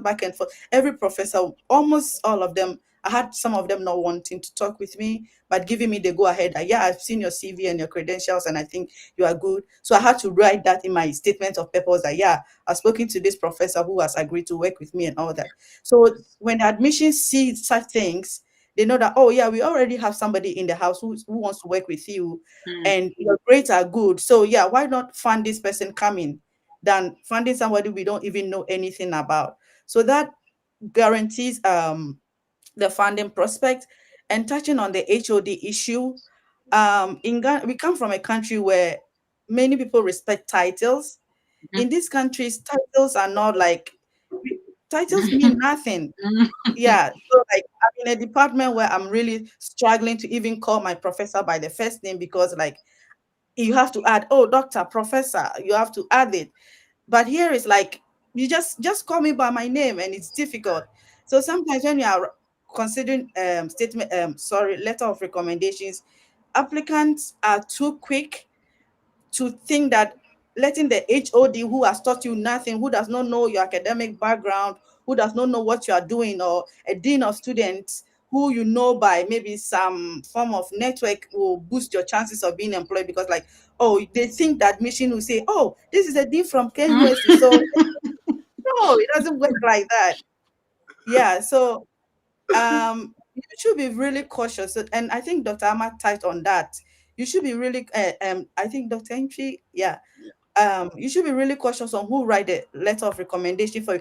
Make sure the person knows you, even if the person does not have a doctorate degree, but taught you introduction to something, and knows your academic performance, or knows that, oh, this is how you've been able to do well. You know, in Ghana, when you have like group work, it is very traumatic. Like you don't even know somebody is here, somebody is there. But then if you have a professor who knows that, oh, I once worked with this student who had a group work, and all the group members left him or her, but then she was still able to do the work alone. It's a plus for you in future to Yeah. get a good recommendation from this person.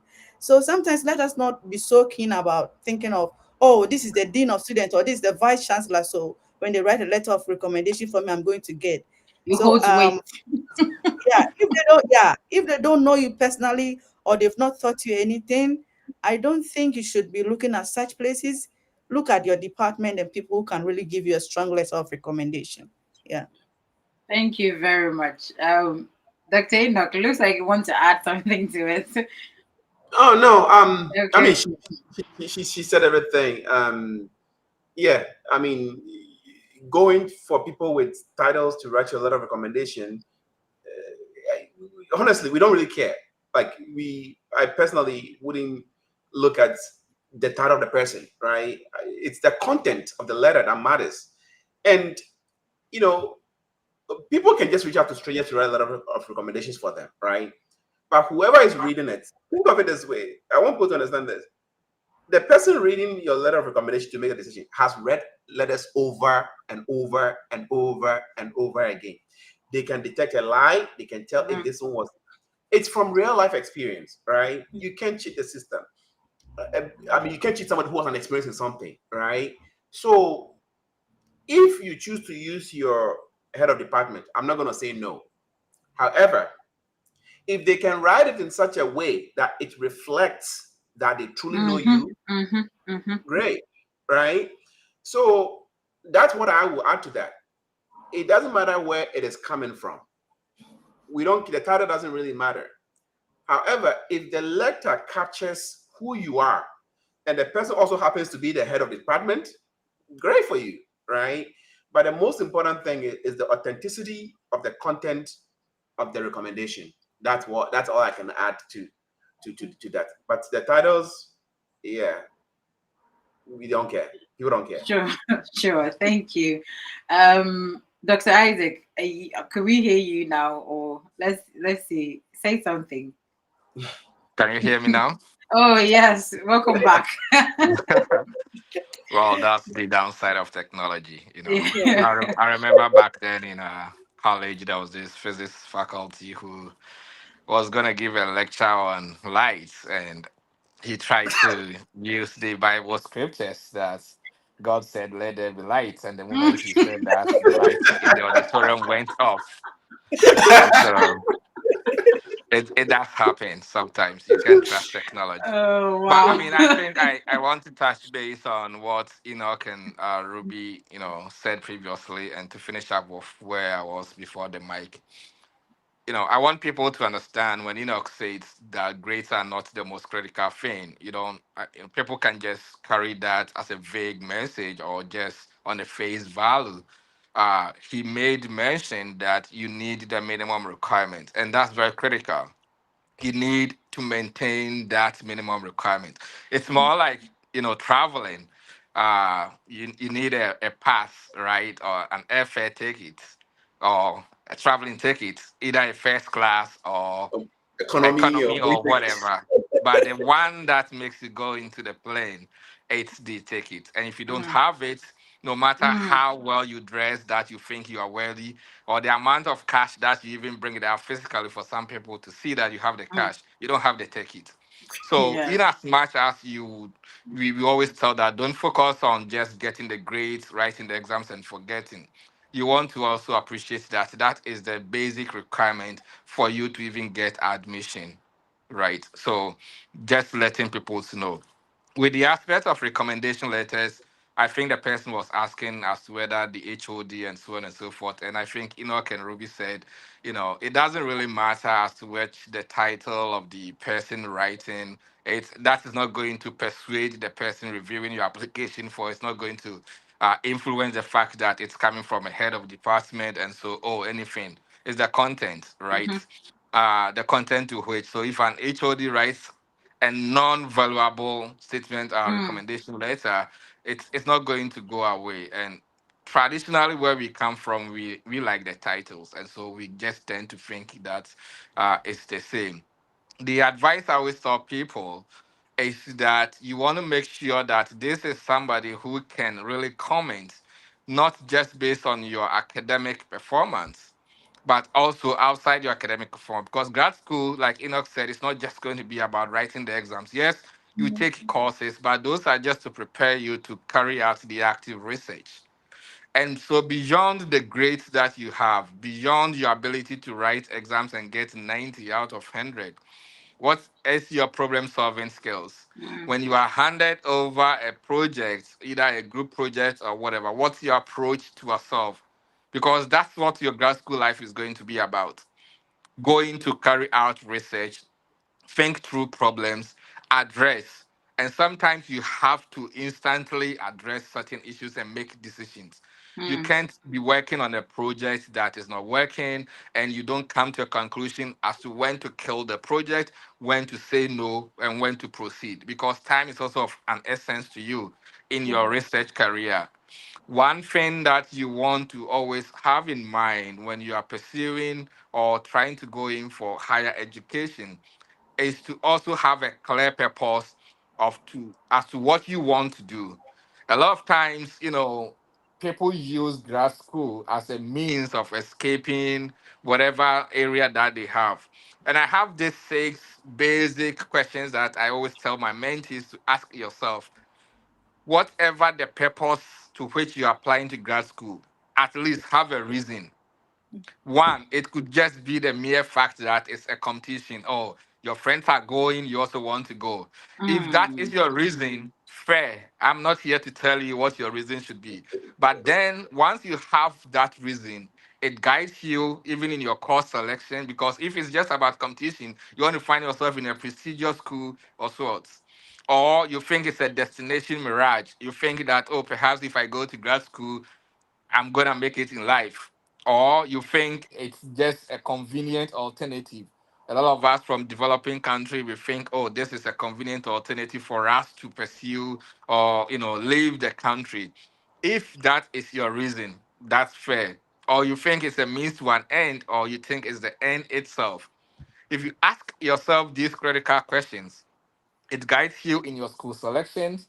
It guides you in your selection of a supervisor.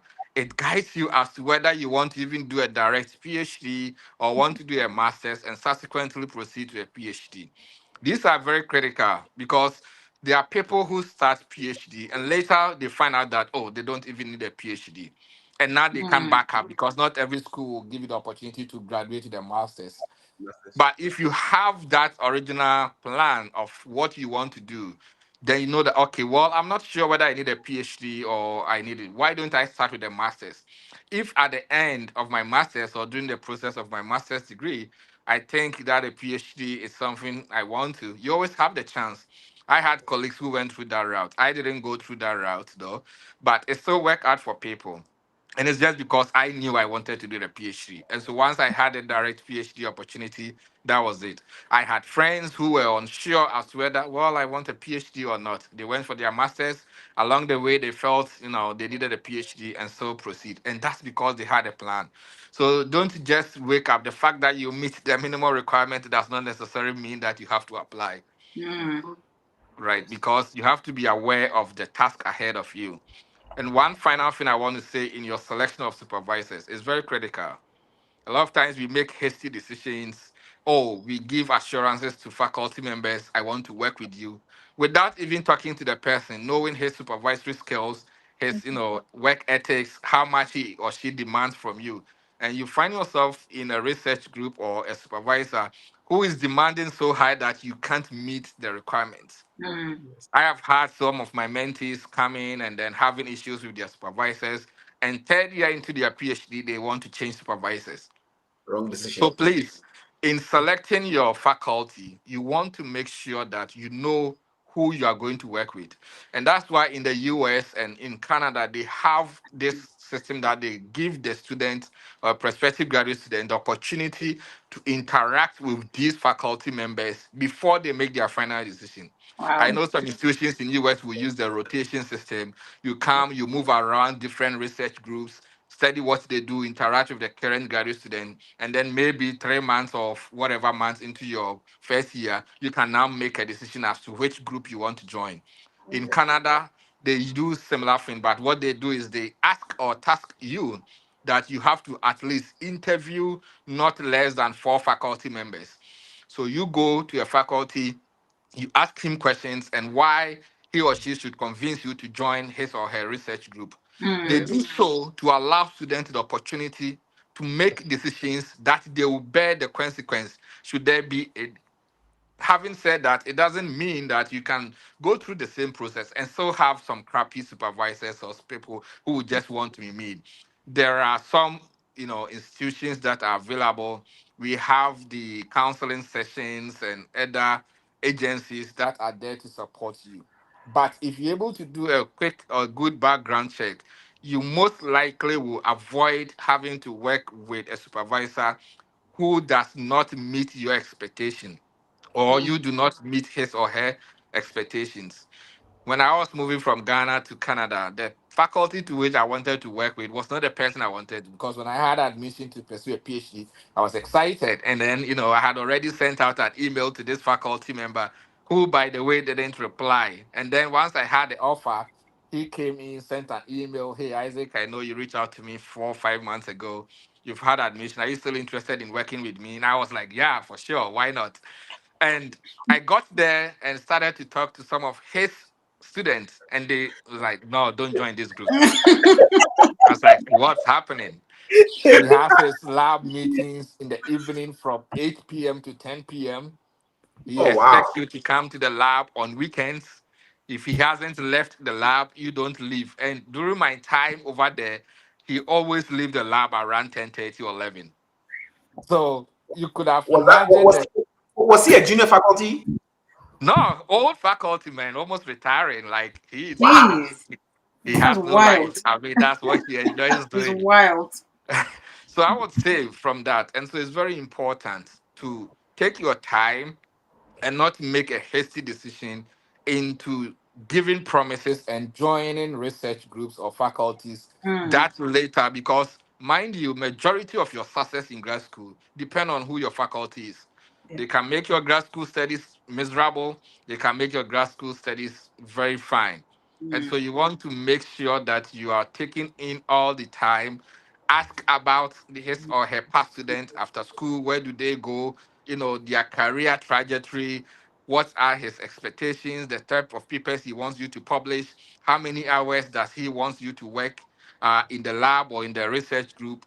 And so on and so forth. And even the members of the research group, how diverse it is. You don't want to join a research group that is only just one group of people. You might not fit in, right? In my PhD lab, we had a policy of no other foreign language apart from English. Once we are in the lab, people cannot speak their local dialect because then if you don't understand, it makes it very awkward, right? There are some research group which is only one group of people. If you find yourself there, you might be a good student, but it will be very difficult to adapt because these are people that you'll be working with. And so your supervisor is critical. The diversity of your research group is very critical in making these decisions. Thank you. Yes. Thank you so much. Wow, you've actually touched on a lot of the questions that I had, but um yes, it's very great, and I could hear the chuckles and the nodding and everything amongst our speakers. So which means you've covered a whole lot of good information. So thank you very much, and it's good to have you back with your mic. Let there be sound. Let it sound. Right. So let's go back to the question. So Ikuya says if the minimum requirement for a class like linear algebra is a B and you earn a B minus, is that a deal breaker? Um Anybody wants to, Can you read the question again, please? if a minimum requirement for a class, so she's given the class like a linear algebra, for example, or chemistry or whatever, is a B, and then you get a B minus, is that a deal breaker? So let's say the minimum requirement for a certain PhD that you want to get into is a B minus, is a B, and then you get a B minus. Would that be a deal breaker? Okay. So I can specifically attest to that. I think we've talked a little bit about that. In that case, right? If that's the circumstance that you find every university could be in the United States is different. And Dr. Entry did mention something about, how some university, for example, in Canada, they allow the students to rotate. I mean, I think he's mentioned about interview, right? You are supposed to interview like 4 different professors. In the United States, we have both, right? I've been to different universities. I was at Purdue doing my undergrad. In my department, when you get into the program, what you do is you are allowed to interview, right? You don't have to actually do experiments with them, right? You interview about like 6 different professors. You sit down with them, you talk about their research and their grad student. They give you time to do that. That's different university. In my postdoc, what they allow the grad students to do is they rotate and actually do lab experiments. So I've had grad students come into my lab and kind of like rotate and do actual work, not just come and interview our PI and leave, right? So it won't be a deal breaker. I won't say that. What I will say is that in that circumstance, you generally do not meet the requirement to get into the program. That's one thing. But if that is the university that you want to go to, you're very confident this is what I want to do, I found what I want to do, reach out to an officer in that university, right? Establish a relationship and explain things to them that, hey, I want to go to this university. I want to work with this particular professor, or, this is what I want to do. However, I don't meet the general requirement, right? It is a B, I have a B minus. But this is what I want to do. I'm very passionate about this. What is the way forward, right? They can clearly tell you that, no, this is a strict requirement. We don't move it. There's nothing we can do. You have to go retake that class, or you got to go improve your GPA and come back. Sometimes they can be like, oh, well, what happened? What's the circumstance surrounding? What do you think was the reason why you got this? And they may ask you to explain, right? If they're satisfied, sometimes they can waive it, right? And they will. That's where your letter of recommendations and everything comes in totality, right? They're going to look at the whole thing like, well, are we going to drop this student because they have just this B minus? The other thing that we have to factor in is that you are not the only person applying to the program, right? So if you end up applying with multiple students with better qualification than you, right, then there's the chance that you're going to get in is low because the universities can fund only a specific number of people. So if they are already at a cap of how many students they can fund in a particular year, first of all, you're not meeting the requirement to begin with. Secondly, they've capped the amount of students that they can, admit. So that kind of like throws you off the bus. However, let's say, for example, they have an opportunity to fund, let's say, 20 students, and they've admitted, 19 students, right? There's still room for improvement. And then here you are with with a B minus. Meanwhile, the requirement is, let's say, a B. They still have room to admit somebody, so they can waive, right? They can give you that exception, look at the totality, and then bring you into the program. So in that circumstance, I will say that reach out to somebody in the department and explain to them, talk to them, and like, hey, I didn't meet the requirements, and they can tell you the way forward. And if based on the interaction with you, they see your passion, that is what you want to do, they can waive it. For example, I can use myself as an example. When I graduated pharmacy school with my PhD, the university that I wanted to attend required, the university in general and that department required a GRE, right? And when I met with my PI I ended up working with, I spoke to him. I was like, listen, I did my most of my undergraduate studies here. I have a doctor of pharmacy already. I'm not going to sit and write a GRE just to get into your university. I'm way qualified than that. I explained it to him. I was like, no, I don't think a GRE is higher, or it determines my ability to get into a program, given the fact that I have a doctor of pharmacy. I've studied advanced pharmacology. I don't think I'm going to take it. And he was like, oh yeah, we can waive it for you. You went to school here. Mostly those requirements are strict for international students because they are the education level doesn't really match. So the GRE is a way of kind of like seeing if they meet the US standard. Okay, so for you, we're going to waive it. If I didn't put that information out there, I wouldn't have gotten into the program. You know what I'm saying? So reach out, talk, and explain your circumstance to a real life person rather than using the portal. And then somebody can go in there and override something for you, and you can get in. So I won't say it's a deal breaker. To some universities, it's a deal breaker. To some, it's not. But we don't know which it is. So just reach out, and like Dr. Isaac said, if you are not clear about something, always talk to a counselor if you can. And it's by email. We can always send emails to have those things. So yeah, I think hopefully that answers the question. Yeah, I would like to add something. So when Dr. Ama was talking, he mentioned of if the school is not something that you like, a place that you really, really want to be or want to go. I think many a times, I think in the United States, there's R1 universities, R2, R3. When I was applying, some of the rejections, when I sit down and reflect, I'm like, oh, Ruby, why did you apply to only R1 schools?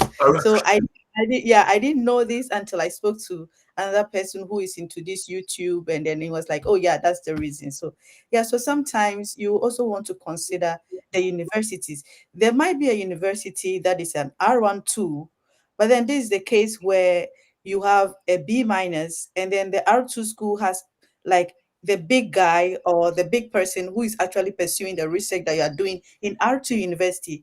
So in that case, it's not necessarily like, oh, I want to go to R1 school or an Ivy League school. If that's what you want to do, I totally respect that. But sometimes in the applications, you also have to be very political because you are investing your money in the application process, you're investing your time, your emotions, and everything. So looking at you can have B minus, but then a school with R2 and good faculty would want to work with you because they see the prospect. But in the case you are just looking at R1 university, and then that becomes quite problematic because everybody wants to be here because of the social capital or the niche that is attached to graduating from there and then entering into the job market. So sometimes to prospective students who want to look at that aspect. So one, looking at the university, and then two, looking at, this is not the R1 school, but then the big person I want to study with is in this school, so which is R2. You can also look at that and then weigh the pros and cons and then go for one that works for you with your grade. Mm. Wow, that's very Me, if I add this real quick, also when it comes sure. to PhD, right? I don't think the name, honestly, and this from my personal experience, don't hold me to that. I don't think the name of the university matters. But Mm. having been in different institutions, I've been in private universities, and during my undergrad, I've been to Purdue, which is a good university, but it's a public university. I'm also here at Columbia doing my PhD here. What matters with the PhD program is the not the name of the university, but the specific program. There are certain programs. Harvard is an Ivy League university, right? Columbia is an Ivy League. Princeton, Yale, right? There are specific programs that they suck at. Certain PhD programs you go to at Harvard, nobody will, like, they're not good at it, right? We collaborate with professors who are teaching at a D2 university, like lower level university, because that is their niche, right? So you may have a university that has no name at all, but they have this program that they are so good at. And one thing that I also want other students to understand is that these Ivy League names is based on mostly on undergraduate level studies, Mm-hmm. right? That's where the whole Ivy League thing came from, not from the graduate, the whole PhD level. So you have to factor those in mind when it comes to PhD. Also, the availability of resources, right? There are certain universities that you go there, they are offering a program, but they don't have the resources to, do the kind of work that you want to do, right? So you have to consider those things as well. The name. So when I see students, people saying that, oh, I'm trying to go to John Hopkins, I'm trying to go here, I'm trying to, the thing I ask in my mind is, are they very good at Yeah. what you're going to study? Right? So Yeah. you always also have that in mind. The name is not, it's not that great. It's Yeah. not always the name when it comes to the PhD. So yeah. I was gonna say, I do tell people as soon as, especially with grad school, is anything to do with grad school, I ask, is the school you want to go to, do they have a good faculty? Like, do you know when there's some like for example, let me speak about Lancaster University for undergrad, right? They have like the best management school when or faculty when it comes to management for undergrad. But then a lot of people might not want to consider it because of where they are ranked in terms of, say the university in the world. And I always ask people, it's great to say I went to an Ivy League school. Nobody is disputing that fact. However, would you be able to get the best education? Would it be worth your time? Would you be able to get the best resources when it comes to the program that you want to study? Again, if it means you went to a university that nobody has heard of, however, you ended up with the best of education and you ended up with the best of resources to aid you in your program. That's what you want. That's what you need. The name is just a name. To be honest, I've grown. It is some people would say you're just saying that because. However, if you do understand it, let's say what has brought me to this level to understand that the name of schools don't really matter anymore. It will probably make sense. I'm probably not doing justice to my explanation, but you're looking. This is a graduate, which is to do with research. A lot of resources is needed as compared to undergrad. So you want the university or the education system where your studies or your research, the resources is there, and you're not having to struggle with whoever or the faculty not being able to give you the resources that you need to make your studies a good one. That's my opinion though, but who cares? That's true. That's something that Madam matters. I think a lot of grad students will understand because Hmm. we collaborate. We sometimes, like, I used to have that mind. I wouldn't say I had that mind. Had that mindset when I first moved to the States. But as the years went by, after undergrad and pharmacy school, you begin to realize that, this is what it is. Hmm. We collaborate with people at University of Wisconsin Madison. Where do they rank? They don't rank any, like, not that high over there. But there, when it comes to their graduate program, they have professors that are, in nature and science and stuff like that. So it made that idea of, the name of the university is what matters. When it comes to grad school, it's technically the PI and the research that they do that matters, not where they are coming from.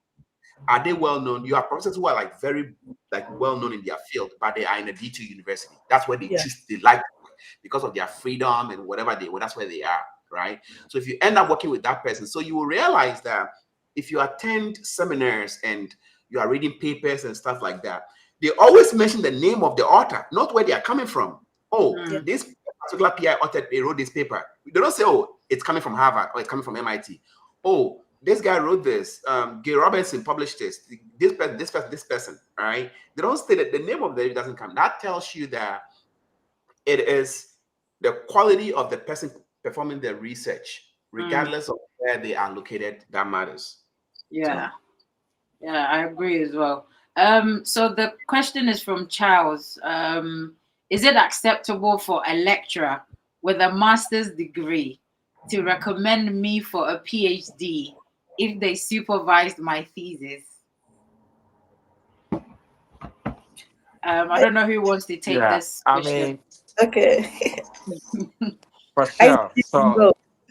yeah, so I think we've talked about this thing.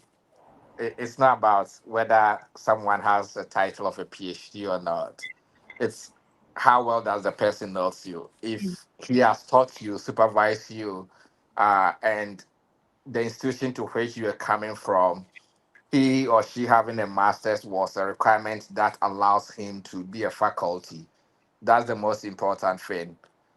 It's not because, oh, he or she has a master's and so he cannot write a recommendation for a PhD. I mean, this is someone who might have taught for years and gained a lot of experience, and so it doesn't really matter the title or the rank of the person who, if the person meets the requirement, knows you, can write a personal recommendation for you, that is the most important thing.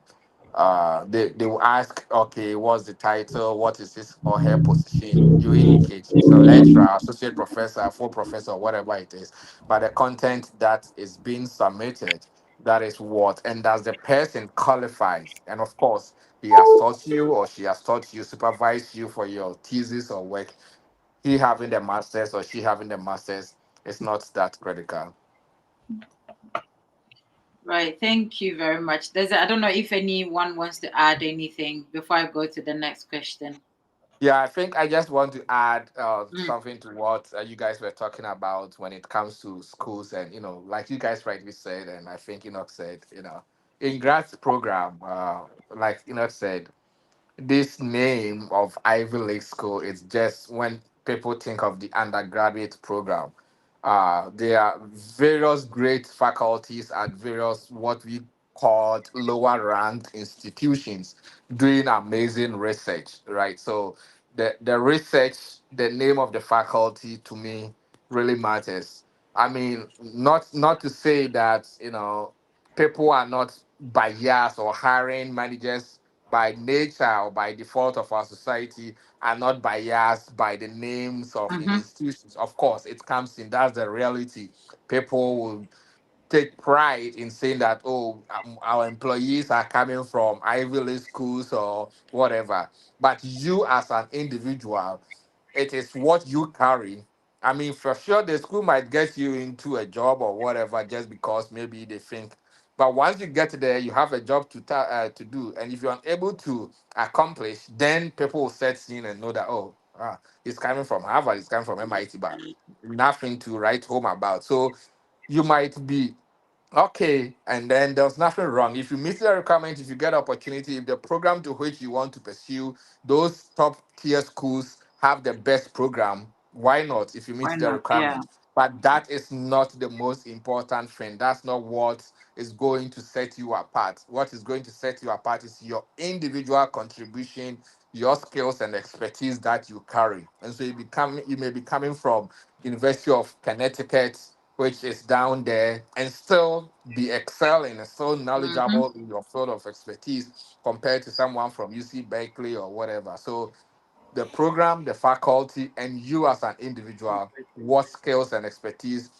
So I think Neil deGrasse Tyson used this analogy where he kind of had this young student who was, a prospective graduate student or kind of freshman, Harvard, and he was like, oh, I'm Harvard. And then he called these guys like, yeah, you taking pride based on the accomplishment of people. What have you as a Have person you? Yes. contributed to make Harvard what it is? Yeah. Yes. So he jokingly said he took off the lab, go make something great, and if you're able to add value to Harvard, come back for your hat. So that is what we Wow. have to do, right? We write on the success of what people have done, but what Mm-hmm. have you also as an individual contributed or added that makes it? And that's where what you carry is very critical, not what the name of the Yes, institution carries. definitely. That Thank you so much for that. That's let me excellent. let me let Yeah. me let me add this briefly before so Dr. Isaac said something and then it triggered me. So I think a lot of people um you have to be in a PhD program, right? To be able to understand how it works. It's very difficult to explain to people outside, and it's very difficult for people outside to know what's inside, just like anything else, right? So currently my position, if I choose to go into academia, that means that I have to write a grant, I have to get a K award. A K award, once I get a K award, right? Or K to R transition grant during my postdoc, what's going to happen is that universities are going to start coming for me, right? They're like, oh, this guy has a K award, so he has the potential to bring money to the university. So we're going to hire him.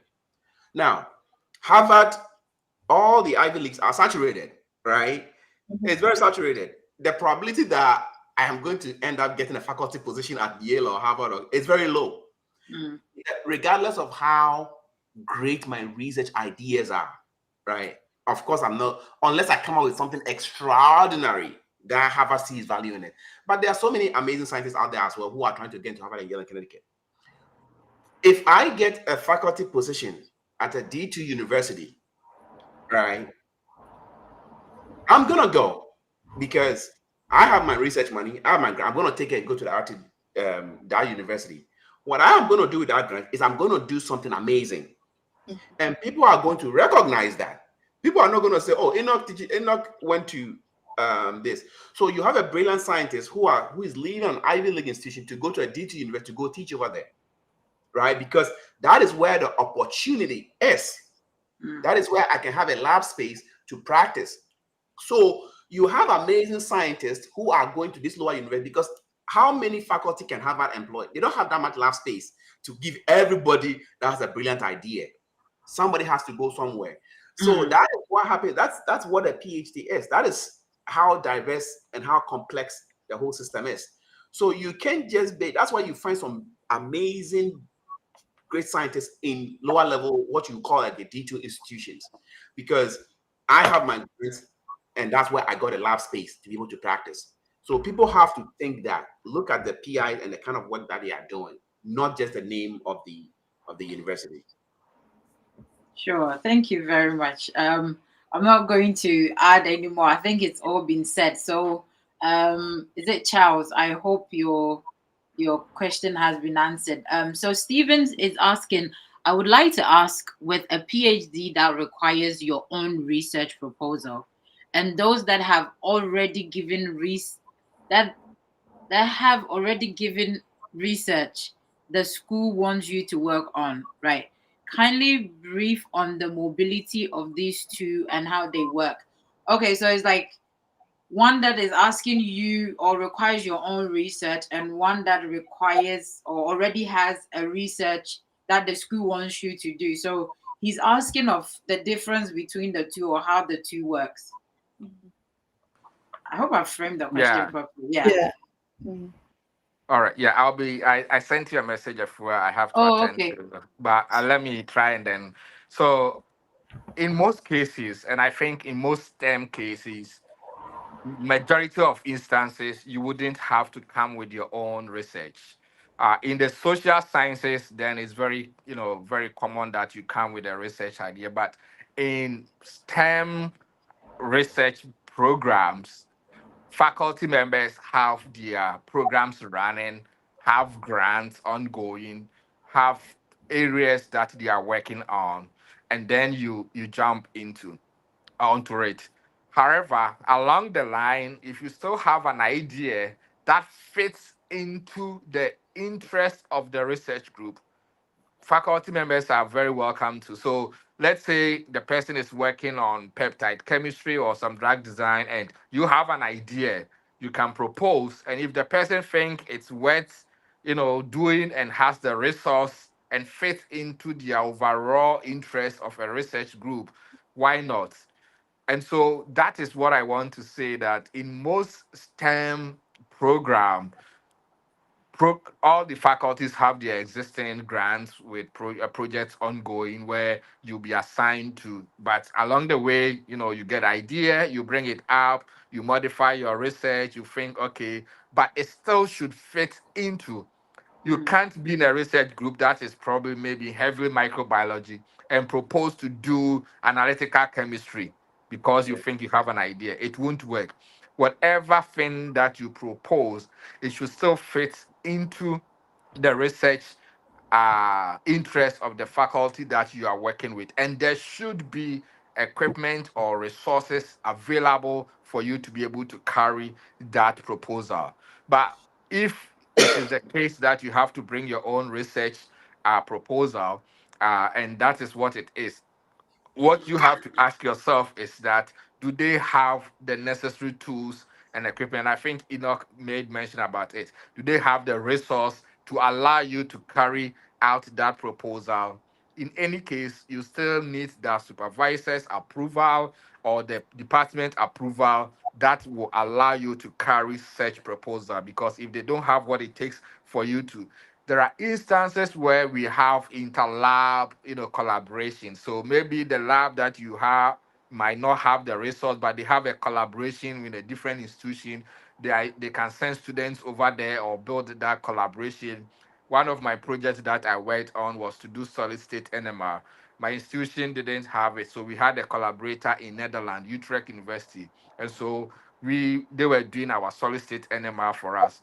So some instances, even the student can be sent there for 3 months or whatever months to go and do, or even within the same university, there are some, interdepartmental collaboration. So I had one colleague who was in chemical engineering, but his research has some pure chemistry on it. So he had some kind of an advisor who was in the chemistry department. So sometimes comes to the chemistry department, and then so there are ways that if your research is of critical, meet the interest, but they do not have the resource, but they can get a collaboration within the same institution or outside the institution. Faculty members are always happy to do those type of work too. So you might be schooling in, let's say, Purdue, but you could still be doing some research collaboration with some faculty at maybe Wisconsin or whatever. Sometimes you travel there, you go there, or you can have even a co-supervisor from that institution or an external supervisor. So those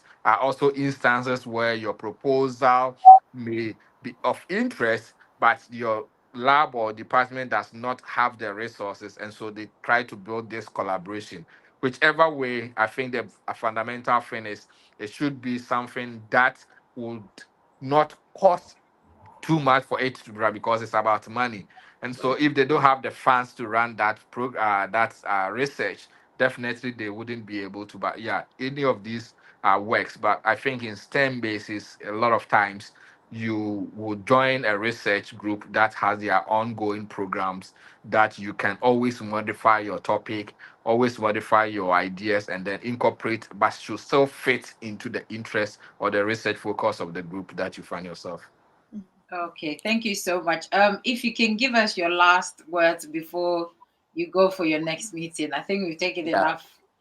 So yeah, thank you Yes. very much. No, I mean, I think it's been an amazing discussion. It's been great, all the insights shared here by Enoch and Ruby, and doing some great moderating here. I think I want to commend you for the great work, and also commend Enoch and Ruby for availing themselves to help educate. And I think some of these discussions are very critical. And I've always advocated for some of these topics. Experts, social media content creators. We have, as an Africans and underrepresented minorities, have to tell our stories, have to encourage people, have to share our experiences that people can relate. That is the one way of us also lifting ourselves up and also developing the next generation. And I'm looking forward to more of these type of topics outside grad school, and within grad school, prospective, current, and those who are also in industry. Bring industry experts on, come share the experience, what we expect, what to prepare to. So thank you so much, Efua. And to all prospective graduate students and current graduate students, I wish everybody the best of luck. I know admission cycle has opened. People are putting in the application. Please take your time, read requirements, do your research, let people review your documents, make sure that everything is in good shape. The application keeps on becoming very competitive year on year on. So you want to avoid making certain errors which 2017 would have had your way through, but 2024 would be very difficult. So please, I encourage you to reach out to people, have multiple people review your application documents, and the rest is to pray if you're a believer and wait for the final decision. Thank you so much. Thank you so much for your Thank you, time. thank Thank you, Isaac. you. And yeah, hope to have another conversation with you soon. So thank you. We still have a lot of questions Yeah. that we need to go through. So yes, Stephen, I hope that has Dr. Isaac has answered your question Can for I can, you. can I add real quick to Sure, sure, sure, that sure. particular question? Yes, The other sure. thing, Isaac, Dr. Entry touched it a lot. The other thing I also want to add to that is that, look, we try our best to explain all these processes to you, and I'm glad that if while you have someone from the people from the STEM, and then also the social science, so we can have the different perspective. So, like Dr. Entry said, when it comes to the STEM program, most of these PIs have grants, and all these grants comes with speculations, right? They put in their proposal to the funding organization, telling the funding organization that I need money to do X, Y, and Z. And the funding institution give them the money based on that. So the PI, when they are admitting graduate students to their lab, they are admitting students who are going to work on the money they have based on their research proposal, right? So they are not going to use that money to fund you to do a research that is outside the scope of that grant proposal.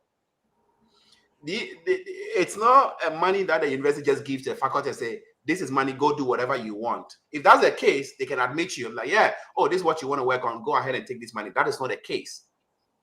The money that they have, the research that they are doing is based on a grant that they have written, a post that they have written, and they have to produce based on that proposal. So they are not going to use that money to fund you to do something out of the scope of that. So whatever you are going to do, whatever you are proposing, it has to fit in their overall proposal. Because at the end of the day, they also have to send a report back to the funding organization, either through publication or annual report or whatever it is.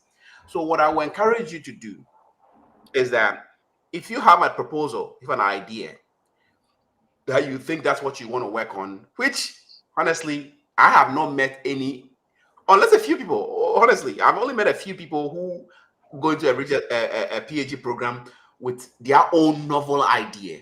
And even with that, they try to apply to universities or labs that are already working on those things. Okay. I've never seen a university, a program admit a student who came in with their own proposal, and then the peers like, okay, I'm going to fund you to do your own independent research. I've never seen anybody like. So if you have that idea, I will honestly say, I would rather encourage you to look for universities or institutions that are already working on that stuff, because no university is going to, or no lab is going to admit you and say, come and work on your independent. They don't have the money. They're not going to use their hard-earned grant money to sponsor your research. One circumstance that I did find though was when I was at Purdue. This guy came in and he wanted to work on something special. However, he came in with his own funding. Okay. The PI just had to supervise him. That was my PI. He wanted to do something genomic related. He wanted to do it at Purdue. He wanted to do it with my PI. My PI had the expertise to kind of like just monitor the program and kind of like advise him and stuff like that. But he came in with his own funding from the Department of Defense. That is the special case. But other than that, I will say go to a lab that's already working on what you want to work on, rather than trying to fit in into a lab. First of all, they won't even admit you to even begin with. So that's what I have to say. Yeah, I At least think that, Ruby. yeah. from the Ruby. STEM Okay. Okay. side.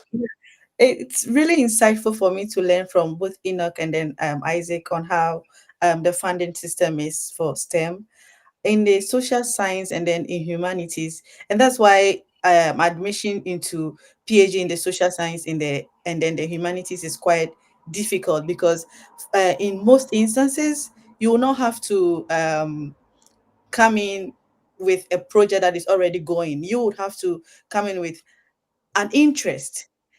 But then usually in the United States, where you have undergrads coming in straight for PhD, Mm.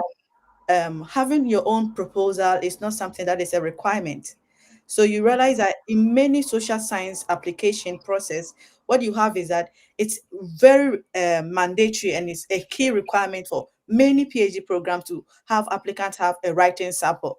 So with a writing sample, what they actually looking for is that they are not interested about, oh, maybe I did something about teenage pregnancy in Ghana, and then they are just going to read about what is teenage. No, they are actually using that to test your writing skills, your critical thinking process, how you're able to write, and all those things.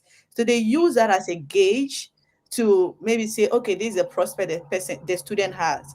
Mm. Um, it is not compulsory, or the application process does not allow for, oh, you put in, yeah, there's a place where you put in miscellaneous or extra materials, where if you think your proposal that you have is like really, really big and really good, you just put it in. But then usually the work is done behind doors in the social science, where you get an advisor or a faculty, where you talk to them about your work, and usually when they have interviews with you, your research proposal or what you intend doing is what you spend a lot of time in the interview talking about, getting to know you a little bit, and what has inspired the topic, why do you want to study this, and all that. So in the social sciences in the United States, I would say it's not really a requirement to first have a proposal. And that's why the submission of Enoch and then Isaac becomes very important with the other documents, your statement of purpose and CV, your grade, and all these things, because proposal is not the main thing. But Mm. then in Europe, I've noticed that, or I've seen instances where even in the social sciences, you go and join a lab. Mm-hmm. So Mm. sometimes the place where you are applying to the university also matter. So if it's in the United States, or it's in the North America, you have more liberty, because like they're assuming, oh, you are coming in for the first 2 years of coursework, learn the method, be inspired by a certain course, and then pursue a certain research that you want to do over the time for in the third year and then beyond. But in Europe, sometimes you would have to join a lab, and then that would demand that maybe you have some skills that the lab need to fulfill that research. So sometimes where you're applying matters, but I would say that coming here, do a lot of the work behind the doors, like talking to an advisor, making Mm-hmm. sure that there's somebody who is there who wants to work with you. This is the because in social science, really nothing is fixed, and people are studying gender, but then we are not only interested about studying the social demographics that influence gender issues and all those things. People are looking for innovative ways. Now social media is happening. Do you have a Mm-hmm. certain skill that will help a professor study some gender issues on the social media or something? And then if you talk to them about these things, why not? I'm doing gender. What you want to do is about gender. Come on board, let's work together. So you really don't need like a very strong proposal to come on board. You do the work Mm. behind the doors before you come in. But notwithstanding, there are also some disciplines or programs that operate like the STEM system, where you go and join a lab and do some work. And usually I've seen that in the Europe part. I don't know of Mm. UK, but then in the US, I know like you just come in free, use the first 2 years to train yourself. get a research and then pursue it. Yeah. Okay. Yeah, it's a great perspective from the STEM and the non-STEM. Again, hence why I love the fact that there's the different faculties or programs here on this discussion today. So again, this is why we keep saying that do your own research, as in talk to um, the place you want to do the program. Ask questions. Don't just see an opportunity and jump at it. Sometimes this opportunity is a trap. You will go, and the first 5 years is going to be a death trap. So please do the. Don't be scared to ask questions. If you lose it, you lose it. I would rather you ask questions, or I'd advise is an advice. You don't have to take it. That you ask the questions to make sure you are well suited for it before you accept that opportunity, because there are people that have seen an opportunity and they've realized this wasn't an opportunity. So ask the questions. There was a guest that I had who gave this analogy, and I've always kept it and I move with it. She said, look at this as a relationship. Even if you're going to break up in the next 5 years or 1 year or 2 years, depending on the length of your program, it's a relationship. Do you think you're going to be able to maintain and physically, emotionally, mentally stick with this relationship for 1 year, 2 years, 5 years, 7 years? If yes, then by all means. So do your research, ask the questions. If you realize that there's still some vague answers, to be honest, that vagueness might mean that it's not really the opportunity you're looking for. And sometimes too, we are kind of scared with the rejection and the fact that we're thinking, okay, it's better than nothing. This better than nothing can be a death trap. So please, the, do your research and make If, sure. Yes, when you please. said when you said rejection, it hits different. And I think Ruby is smiling, and I can tell why she is smiling. These are the things that you have to be in it to know. Um, there's this thing that there's a meme on, I think, a lot of social media platforms that only PhD students can relate to. So when you do your research and you're about to publish, right? You most of the time you have your own project, even though it's a lab project, but you are the lead, right? You are doing your research, and it could be your thesis or whatever, and then you have to publish a paper. Your PI has to review the paper before it goes out for publication, right? So you will write a draft. You think you have everything idea, you've written everything, your introduction, your discussion, everything. You finish everything first, then you send it to your PI. Sometimes, right, you send your thing to your PI. The way your paper, you send your PI a cat, your paper will come back as a monkey. Everything that is the level of rejection in PhD. What indirectly, what your PI is telling you, that what you just did is nothing. You didn't do anything. Like that is. Do you know what that means? That thing can diminish. It can destroy your whole personality. And this is not a paper that you just sat down one day and just wrote. Like this is work that you've done for years. And you submit this paper to your collaborators, and it came back like a totally different thing. They have rearranged the wording, they have reformatted. You may not even recognize that's where, yeah. I can show you a paper that I wrote that I sent to my collaborators, and then what we finally end up submitting to the publication, totally different. So mental preparation of knowing that I am going to get rejected. People will say no to you. People will disagree with you. It may make you feel like you're stupid or ignorant, but that is not it's part of the process. So if you are not also mentally prepared to welcome all these things, it's gonna be a roller coaster. You may doubt yourself, you may think people are against you, you may call people racist because you think they disagree with you. It is part of the process. So people have to also not just get into the admission, but all that mental of rejection. It's part of life. So if you see a lot of people with PhDs, most of the time, majority of people that I've seen, they're very humble people. Like they're very when they speak, when they say stuff, they are very cautious of what they say. We don't say things with certainty because we know that there are room for error. We are not very, they may come up as like unconfident people who are not confident, but don't mistake that. It's because of what we know. We know that there are people in our field who have different perspective about the things that we are talking about. So you can't be very too confident, right? So rejection is part of our daily lives. The moment you psych yourself out and like, yes, rejection is part of this, you will succeed. But if you're the kind of person who is like, no, I can't accept, then the PhD is never going to be for you. You're never going to succeed. Your life is going to be miserable. So you have to embrace rejection. You have to embrace it. It has to be part of it. That's what I have to tell you. It's very important. Thank you. Sure. Thank you. Sometimes with regards to the proposal, like something that just came to mind is that in instances where you want to study, you have a proposal.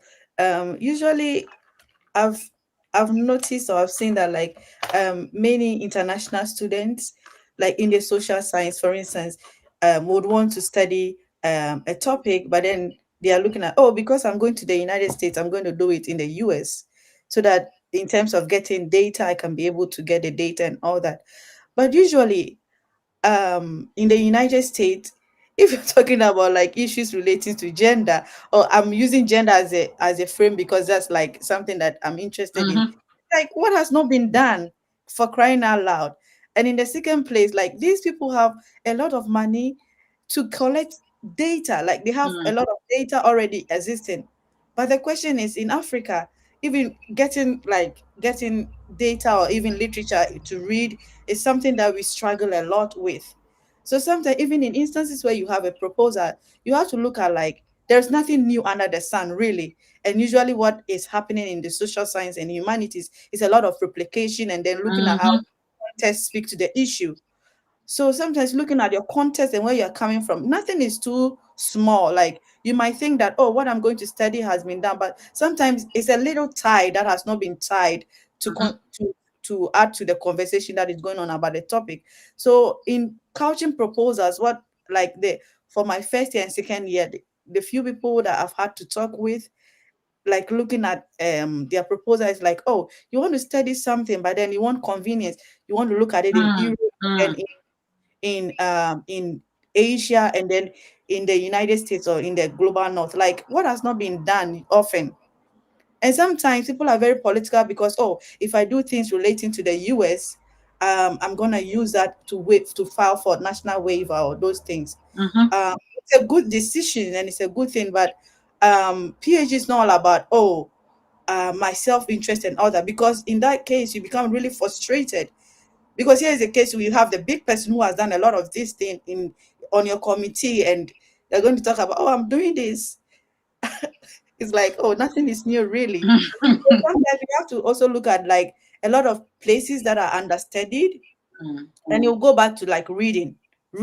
Like you think, oh, this thing has not been done, but then you go as you do a lot of research and really realize, oh, somebody has actually done this.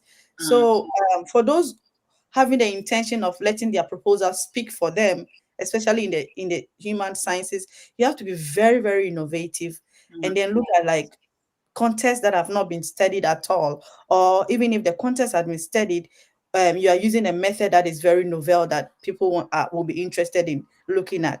Yeah. Sure, thank you. Right.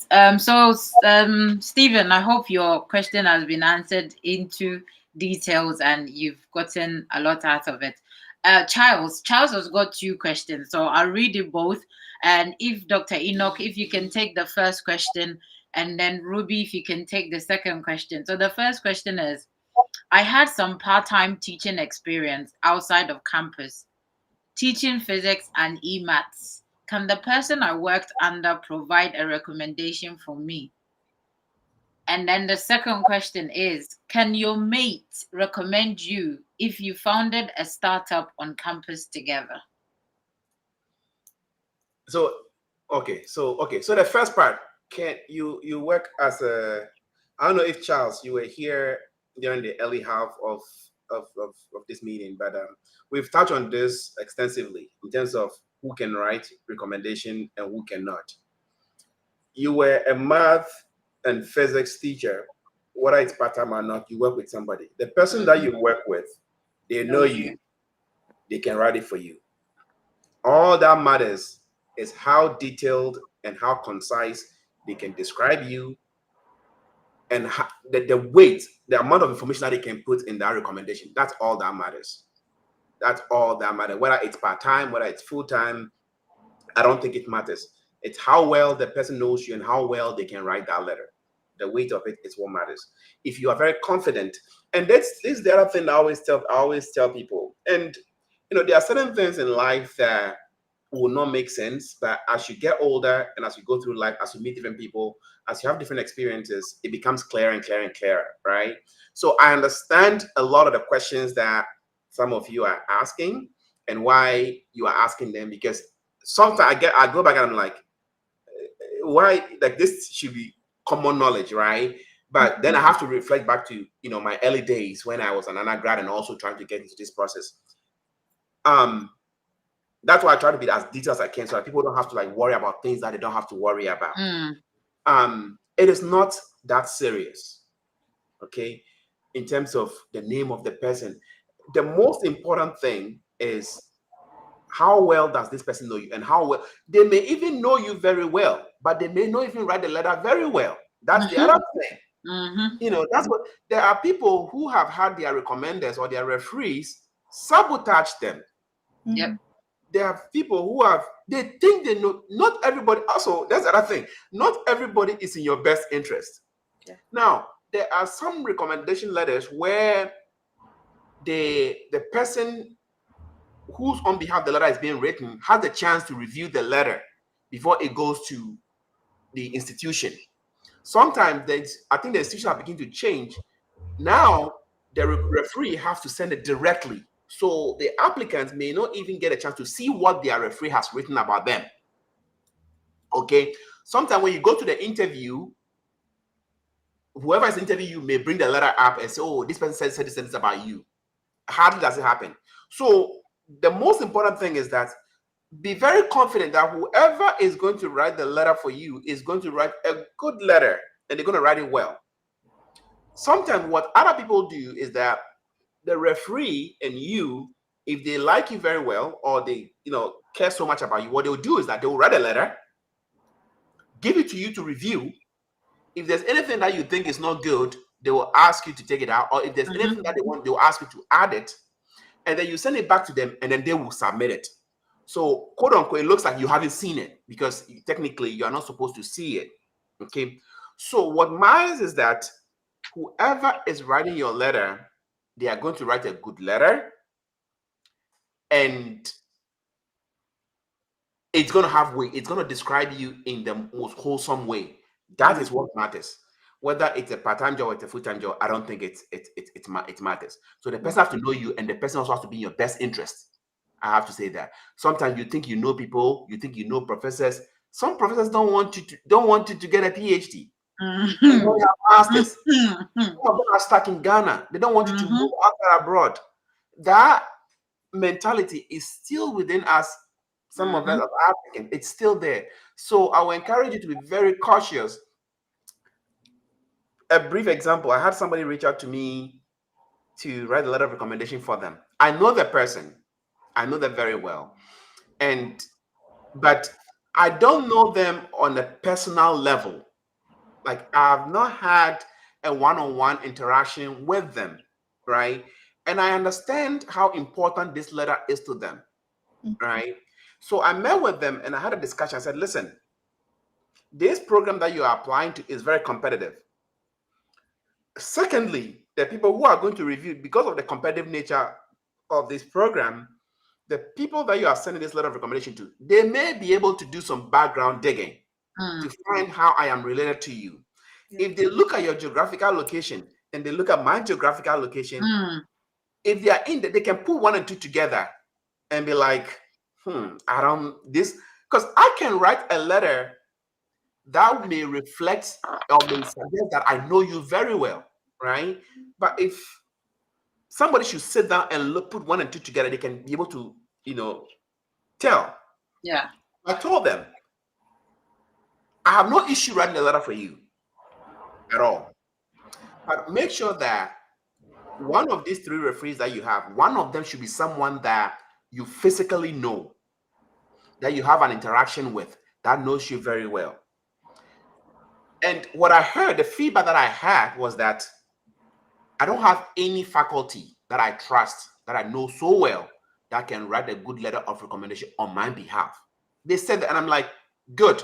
If you are very sure of this, then we can take this route, and I can write it and write it very well for you, and we can take the chance, because let's rather do this than go for someone that you are not very sure of. So that is the most important thing. Make sure. And this person did their homework. They're like, they know that a faculty will help, but they are not very confident or not trusting that somebody in that institution is in their best interest to write a very compelling letter of recommendation for them. So have that in mind.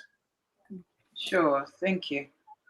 Yeah, so just a little touch on Enoch's presentation before I go to the question. Yeah, so not every professor will be for you, because there was an instance where I heard during my time, I think 2013, yeah, there was someone who had went outside to do the master's and is now doing the PhD. And then this was the advisor they worked with, and then they asked for a letter of recommendation. And this time, the person was narrating it to me and then a couple of classmates. So he said when he got the recommendation, something just told him to open it up, because in those times they will write a recommendation. It's not now that it's electronic where it will come to you. They write a recommendation where you go and pick it from the department and then take it to the post office. Yeah, so it's like the school has sent it on your behalf, but then you have to facilitate. He said he doesn't know what came over him. He just opened it up, and the kind of thing the professor had written about him would have like made him, yeah. So, and he was saying, "Oh, I thought I was really close with this professor, and I don't know what has happened." Mind you, professors are also human beings. Life is Yeah. happening to them. And then these instances can also shape the recommendations that they have. There's a lot of workload, family stress, and all that. So, yeah, you cannot put your eggs in one basket and then always Yes. vouch for people. Yeah, coming to the question about this person was really smart to ask like the two questions. So, somebody you've done a startup with, um, I wouldn't, although we are talking about having some form of relationship with your recommender, I wouldn't advise for someone that you started a startup with to write a statement of I'm sorry, letter of Recommendation. recommendation. The reason is that there is some level of conflict of interest here. Mm-hmm. There are instances where you and your startup might have a fight, disagree on things, and we're not able to agree on certain projects decisions. Are you expecting the person to write, oh yeah, we worked, and then no, they will write only the good things? So the conflict of interest is there. The second thing is the startup that you did, how strong it is and how influential is it? How has it evolved over the time? Mm. If the startup has been such that it has grown into a big business, such that there are CEOs or board members, then in that case, you can thrive on the friendship to ask the person you started with to ask the CEO or somebody on the board to write a recommendation letter for you, indicating that, yeah, this person was part of the whole process. Mm. Mm. Yeah, so in that case, that would I do. agree. In the case where you are just friends, then conflict of interest come in. So then, do you throw away that experience and then or that skill that you've been able to build over the years? No, the statement of purpose become useful here. Yes. You put it in there that this was what I did with this person. Yeah. So Yeah. the committee knows that this is what you have been able to do. So it doesn't become useless. You put it in the statement of purpose in this instance. Mm. Yeah. Yeah. Yeah, That's, definitely. that was Definitely. exactly what I was going to add Yeah. to that. It's Mm. I think what the person is trying to do is to capture their startup experience, right, and make it part of the Mm. application process. So they are trying to use the co-founder as a referee instead of using Mhm. them as first of all, your startup partner is just like a friend technically. Yes. That's how it is, right? Yeah. Would you ask your friend to write a letter of Right. recommendation. Nah. Absolutely not, right? So, like Ruby said, just include it in your letter of your purpose, Statement of purpose. purpose, include them, and then you can add his name on there. If the institution decide to go back and ask them or do a background check, that's on them, you know. But I won't ask them to specifically write that Right. Yeah. for you. That's Sure. Definitely. Nothing to add. Everything has been said. Anything that is conflict of interest or too informal, because startup is informal until it becomes like a proper business. Let me put it that way. So yeah, don't I wouldn't personally recommend it, as Ruby has clearly said. So yeah, Dr. Stephen has been answering the questions. Thank you very much. I literally just scrolled down and realized he's answered most of the questions. So thank you for joining, and thank you for also being part of the guest. You should have requested for a guest link to join us, Dr. Stephen. I think one of these days I'll actually have you as a guest as well to share your journey with us. Stephen has responded for the thank you. So yeah, Ikuya says thank you for the response. Oh, Dr. Blessing, it's nice to have you join us in the comment section as well. Great minds here, glad to finally be here. And thank you for also joining and answering the questions too. So we will take this last question and wrap up. I just realized we've actually been talking for two hours now. Yeah, when you're having fun or when the conversation is going well, you don't time watch, which yeah, I just realized we've been talking for 2 hours. Wow. Let's wrap up. So the last question from Charles. I reached out to the graduate coordinator for a PhD program, and I'm beginning to get a tongue twister here.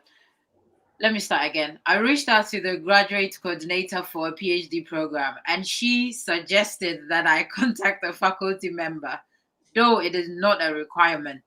I have reached out to the faculty member but have not received a response. What is the best step to take now? Can I follow up with the coordinator to confirm if I can proceed with the application? Anyone can take this. I can. Yeah, Ruby, go ahead. Go ahead. Okay, okay. Thank you for the platform. So program coordinators and faculties are two different people. Their schedules are different. Writing, it was a good thing. Sometimes program coordinators will actually not reply if it's not about the program makeup and then what goes into it and all those things. So the program coordinator in the first place did you very well by recommending that you talk to a faculty member. When I was applying for mine, I would go to the Department of Sociology, and not because research interest is not only one.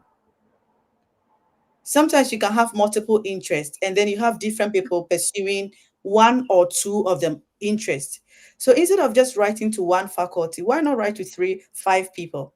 And sometimes the one who responds earlier is a good thing, because it's like, okay, when the person is working with you and then you write to them, you can also to some extent argue that, oh, then they'll be really responsive to my needs when I'm doing my studies. So sometimes there's a lot of things going on, so they might respond later. Some too will not respond at all. But then I would advise that when you go to the website, write to more than two advisors if you have people doing something that you are interested in. It doesn't cost anything to write to three or more people who are in the same department, and they are not they are friends, but then they are not going to discuss that. Oh, I spoke to this person, and oh, this person wrote to me. This person also write to you. No, it doesn't work with that. The good thing is that when you have two of them or three of them even agreeing to work with you, then you can put it in your statement of purpose that, yeah, these three people have also agreed to work with me. And that increases your chances, like, oh, this person is really interesting, to have all three people wanting to jump on board.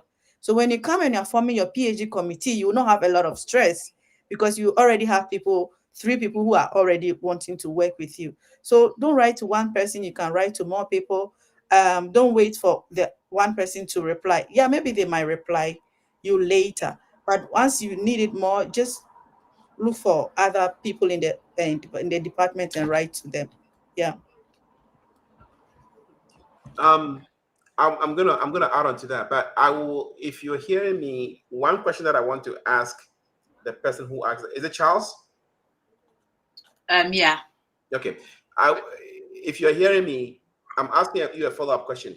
What question did you ask? What was the question about? What did you reach out to the coordinator for? What was the specific question?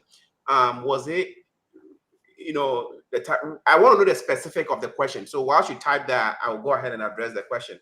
But yes, like Ruby said, that is true. You have to, you should be happy that at least the admission counselor or the program coordinator reach out to you and made some recommendations. One thing that I also want to say is that, every institution, the structure of every institution differs. Okay. Sometimes the department or the university as a whole may have a program coordinator who is not a faculty member at all. They are just administrative staff. All they do is they collect their applications, they make sure that people meet the requirements, and that's it. They forward everything to the faculty later on. That's what they do. So they have no knowledge about the research details, what each lab works on, the PR. They have no idea about that. Okay, that's one. Then you may find yourself in an institution where the program coordinator is actually a faculty member, but they have that extra responsibility on the side in terms of, like my PI. My PI was the program chair, and he was responsible for collecting all the admissions. So he can answer any question, whether it's research related, other faculty stuff, in terms of the admission requirement. He can answer all those kind of questions, right? So it depends on who this person is, and also depends on the question. That's why I'm asking you what specific question. So what I want to tell you is that just because you send an email to someone doesn't mean that they have to respond to you. You have to understand that. You are not entitled to a response. No, I'm not being sarcastic, or I'm not trying to be rude or anything. I'm just saying the reality of things. If somebody doesn't know you, think of it this way. The circumstance of spam and scams and all these emails. People have sent me emails through my Columbia email address, and it doesn't get delivered because the Columbia system will shut it down. I am affiliated with a medical institution, and health information is very critical, very important here. So every email that is external, that's not coming from the Columbia system, may not go through. There's a high filtering system that prevents certain emails from getting through. So if you send a cold email to such an institution, it may not. You may think you sent an email. Yeah, but it might not have been delivered. It's stuck in the spam. So sometimes they have to actively go into their spam to release these emails. I know that it happens a lot. I'm just begin to learn all these things as I, rise through the ranks and, starting getting into higher stuff. So if I am expecting email from somebody who is external of Columbia, I first have to send them an email through my Columbia email. If they respond, it may come through because I physically went in there and put in their email address. So the system has recognized that we know this email address.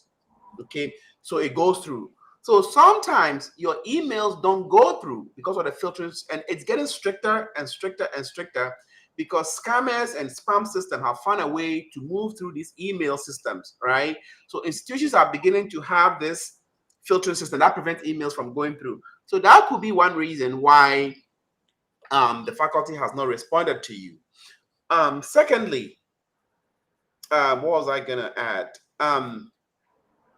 I will say, I'll ask, how long has it been that a faculty member has not responded to you? Some of us want things so fast. No, people are not working based on our schedule. Yeah, there's one thing that I keep saying: your priority is not my priority. Yes, you have to also understand that. Yeah. And, some of us, the system here, right, in the West is very different from the system back home. Very, very, very different. Okay. I've seen people who seem to be very pushy. I'm a mentor. I mentor a lot of international students. Some of my mentees are very pushy. Like they send you an email, they want you to respond right away. Like a day passes by and you don't respond, and they're like, "Oh, I sent you an email, blah blah blah." Like people have lives, okay? Like one thing I know for sure is that people in Africa have a lot of time on their hands. Like you guys too, we do have a lot of time. That is not the circumstance over here. When I have to write a letter of recommendation for somebody, you have to send it to me, let's say, like a month in advance, because I want to write a compelling letter. I want to sit down and have to dedicate a day or two and just say that I'm writing your letter for you, right? So I'm going to sit down and give you a good letter. So it will take time. So you may not get it in like a day or two. So sometimes it takes this faculty time to get to your email and respond and get back to you. If you send me 2 emails trying to remind me about the same thing, it may sound irritating, okay? Unless it's something that is very time sensitive, I will just wait to hear back. I won't be pushing too much, especially when you are the one asking for a favor. Okay. If it's time sensitive, then you may consider your next approach. Okay. So yes, if you are able to give me the details of what specific information that you are asking. Right. With that, I think he says in there that this is the question I asked. Do I need to secure or look for a faculty member? I don't understand that question. However, anyway, and then he's asking again. I reached out to the grad coordinator for a PhD program, and she suggested that I connect with a faculty member. Oh no, I think we've read this. Yeah. Right. So this is the question I asked. Do I need to secure or look for a faculty member? And then the program coordinator referred them to the faculty member. I'm confused now with I think that okay. So I think what he said, that he asked the coordinator if do I need to secure? Okay. Yeah. And then the coordinator was not sure, and then they forwarded them to ask them to reach out to a faculty member. I think that's what it is. So what that tells me is that this program coordinator, the graduate program coordinator, is not a faculty member. And they are also not sure of the question that you are asking. That is why they referred you to a faculty member. What I will say is that just make sure, check whether you meet the requirements for whilst you are waiting for the feedback from the faculty. I think this is a question that the program coordinator should have been able to answer. I don't think most of you need to secure one, but that's what I don't know if this might help. What I'm seeing on my phone and what I'm seeing on my computer, I don't know what's going on. But so do I need to secure or look for a faculty member before applying and securing an assistantship? I don't know if that's the question he asked. I get what Charles is asking. So, Okay. and it comes to the issue of the kind of discipline. So we mentioned that for STEM, you are going to join a lab, but usually in the social science, many of the websites we write, it's optional to get a faculty you would want to work with. Right. That optional is a political statement.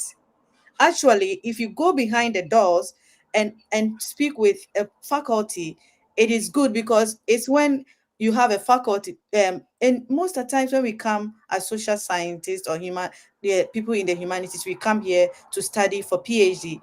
Like your advisor or the person who agreed to work with you is like your ticket, so you should be really grateful to this person, because usually when they go to the admission board and they argue that, oh yeah, this person has I've spoken to with this professor, the admission board actually writes to the professor to confirm that did Ruby actually write to you, and did you agree to work with the person. If they say yes and there's funding for the department, you have a ticket to get your assistantship.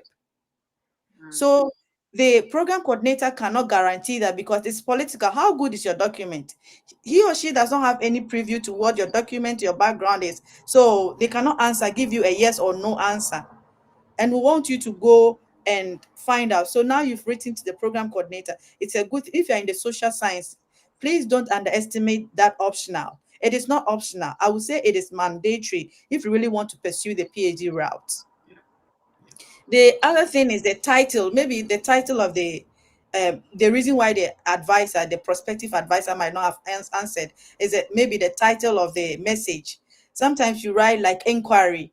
There are many inquiries in the professor's emails. So which one of them do they have to reply? But say you put like maybe prospective student incoming or prospective student in sociology, and then you write your content, your title actually suggests that you're a prospective student, and then professors are also excited about getting new people on their ad research team. So probably they might answer you. And sometimes when you are applying, when you are writing these code emails and letters, if you have an institutional email, I would highly recommend you do that. Just as what Enoch said, the system will flag you out as spam. But if you have a recognized institutional email, then it's like, oh, this is recognized. So it makes it easier to not go to the spam by the main person. And that's what I did. I had to use my previous, the university I had my master's in. I used the email, not my Gmail, for Mm-hmm. the for all the enquiries. That's what I was doing. Yes. So your topic must be very, very good, and then your institutional email is good. So just a little experience that I have with asking if, oh, do I need to get a supervisor or something. So before I came to the United States, I applied to a university in Canada. And what happened was that the professor was that was a second master's in sociology, because I wanted to know the theories and all those things. So the advisor I spoke with was really interested in my profile somehow, because I'd done a little bit of R, and then they are also much interested in data analysis and all that. And the department in that university was using Stata. So he found that as a strength, because you already have your master's, you already have done thesis and research and writing samples. So it will be easy to mentor. So I Right. did the application, just sat down, eating my banku, and just relax, wait for my application and all that. But there was one particular class that I took when I was in Moscow. And like the travel experience, they move from a different environment to a different thing can also affect our grade. So this was a case that I'm an okay student, but I had some problem with a course. And because of that, that department in Canada would not want to take me in because, oh, we are expecting you to have this grade in this course. But the magic, that's what I was saying, that when they say it's optional, it's a political answer, actually write to them. The magic that happened was that before the department will release the results to applicants, they actually let the advisors that people have spoken to, because they actually reached out this professor to ask, did Ruby talk to you? Did you agree to work with the person? And he said, yeah, I've worked with this. I've spoken with her for more than 3 times on Skype. I like her portfolio, and we already have some research that we want to do when she comes here. But this is the case. The department said, we are really sorry, we are not going to admit Ruby because she had this grade in this place. And you know what happened? That advisor was actually the one who advocated for me to be admitted. Yes. He Yes. unturned that decision for me Yes. and told me that, Ruby, look, the department said they're not going to take you, but I'm going to make a case for them to take you. And in 2 days' time, when we had a Skype meeting, the school wrote back to me that they're admitting me. And that was why I didn't choose that university, because like you already didn't even want to the professor, it was really a bad news because they wanted me to come there and all that. But I was like, no, I'm going to go to the US, because it's like, I don't want that expectation of too much pressure, because he has Right. valued me and I have to live to the expectations. And Mm. I'm not doubting myself that I cannot live up to the expectations, but I mean, this really political. So I was like, okay, I'm going to come here. So sometimes writing to advisors really do a lot of magic for us as international applicants and all that. So when they say it's optional, take it as it's a yes. You don't And then waste move on. anything. Mm. Yeah, it's just internet. Write a letter No, and then just it's funny because I keep hearing I experience the same thing yeah. with my GRE thing, right? Mhm. The university required a GRE. My PI was the person that I met, that I spoke with, was the one who said, okay, I'm gonna make sure that the Yeah. GRE is waived for you. If I didn't do that, right? If I didn't have this confirmation from this, and it's funny because I put his name Hmm. in the in when I was writing my application. And this was the time that I have at a time, you see, at least there are now platforms where we can come and we get this kind of advice. And I never even had that. I did this out of my pure, knowledge. I decided to do this. I don't know where I got intelligence, the knowledge from. So sitting here and listening to people say this, I'm like, oh wow, how did I even know this thing to do it? So it's very, very important that you form this connection with somebody who can vouch for you, and say, oh yes, I spoke to this person. And sometimes emails are not enough, right? If the person that you are speaking to is willing to jump on a Skype with you and make a one-on-one interaction with you, go ahead. Yeah. Take it. Because you can think somebody virtually, as having that one-on-one interaction, or even through like a video chat, makes a whole difference. People can see your demeanor, people can see your passion, people can see the smiles on your face, people can tell if you have some good characteristics that appear visually, right? So that may be something that's good for you. So yes, go and try to reach out to somebody. Make sure you establish a contact. If you can't, that is okay. That doesn't mean that do not apply, but make sure that, I think it becomes very important when you don't meet the requirements, the general requirements, right? When you don't meet the general requirement to get into the program, that is where it is very critical to have that, one-on-one relationship with the faculty member, or establish that connection. If you've met all the requirements that the university asks, having that one-on-one interaction is a plus. I won't say it's required, but it's a plus, right? It's an add-on, because first of all, you've already met the minimum requirement to get into the program. So if there's a spot, they will admit you. That doesn't mean you shouldn't reach out to a faculty member. But if you reach out to a faculty member and establish that relationship, that's an add-on. But if you don't meet the requirement, if there's one course that is kind of like making your application a little iffy, I wouldn't even say it's political. I would say it is required. It is mandatory. Go try to make sure that you clarify, you have somebody who is going to vouch for you. I think that's a very good point to add. So yeah, I think that it's very important. But don't be pushing people. Don't be sending 20 emails in 1 week. Oh, I sent you an email. If you send it and it's there, they will receive it. Trust me, please.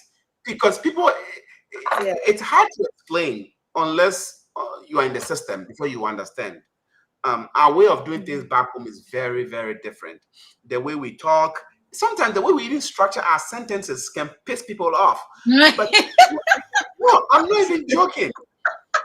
Like in our country, back home, it's a normal way of talking. Oh God. Right? I'm laughing because of some of the DMs that I get, and I'm like, you know what? That's it. I'm not even going to bother to answer this. You write out just.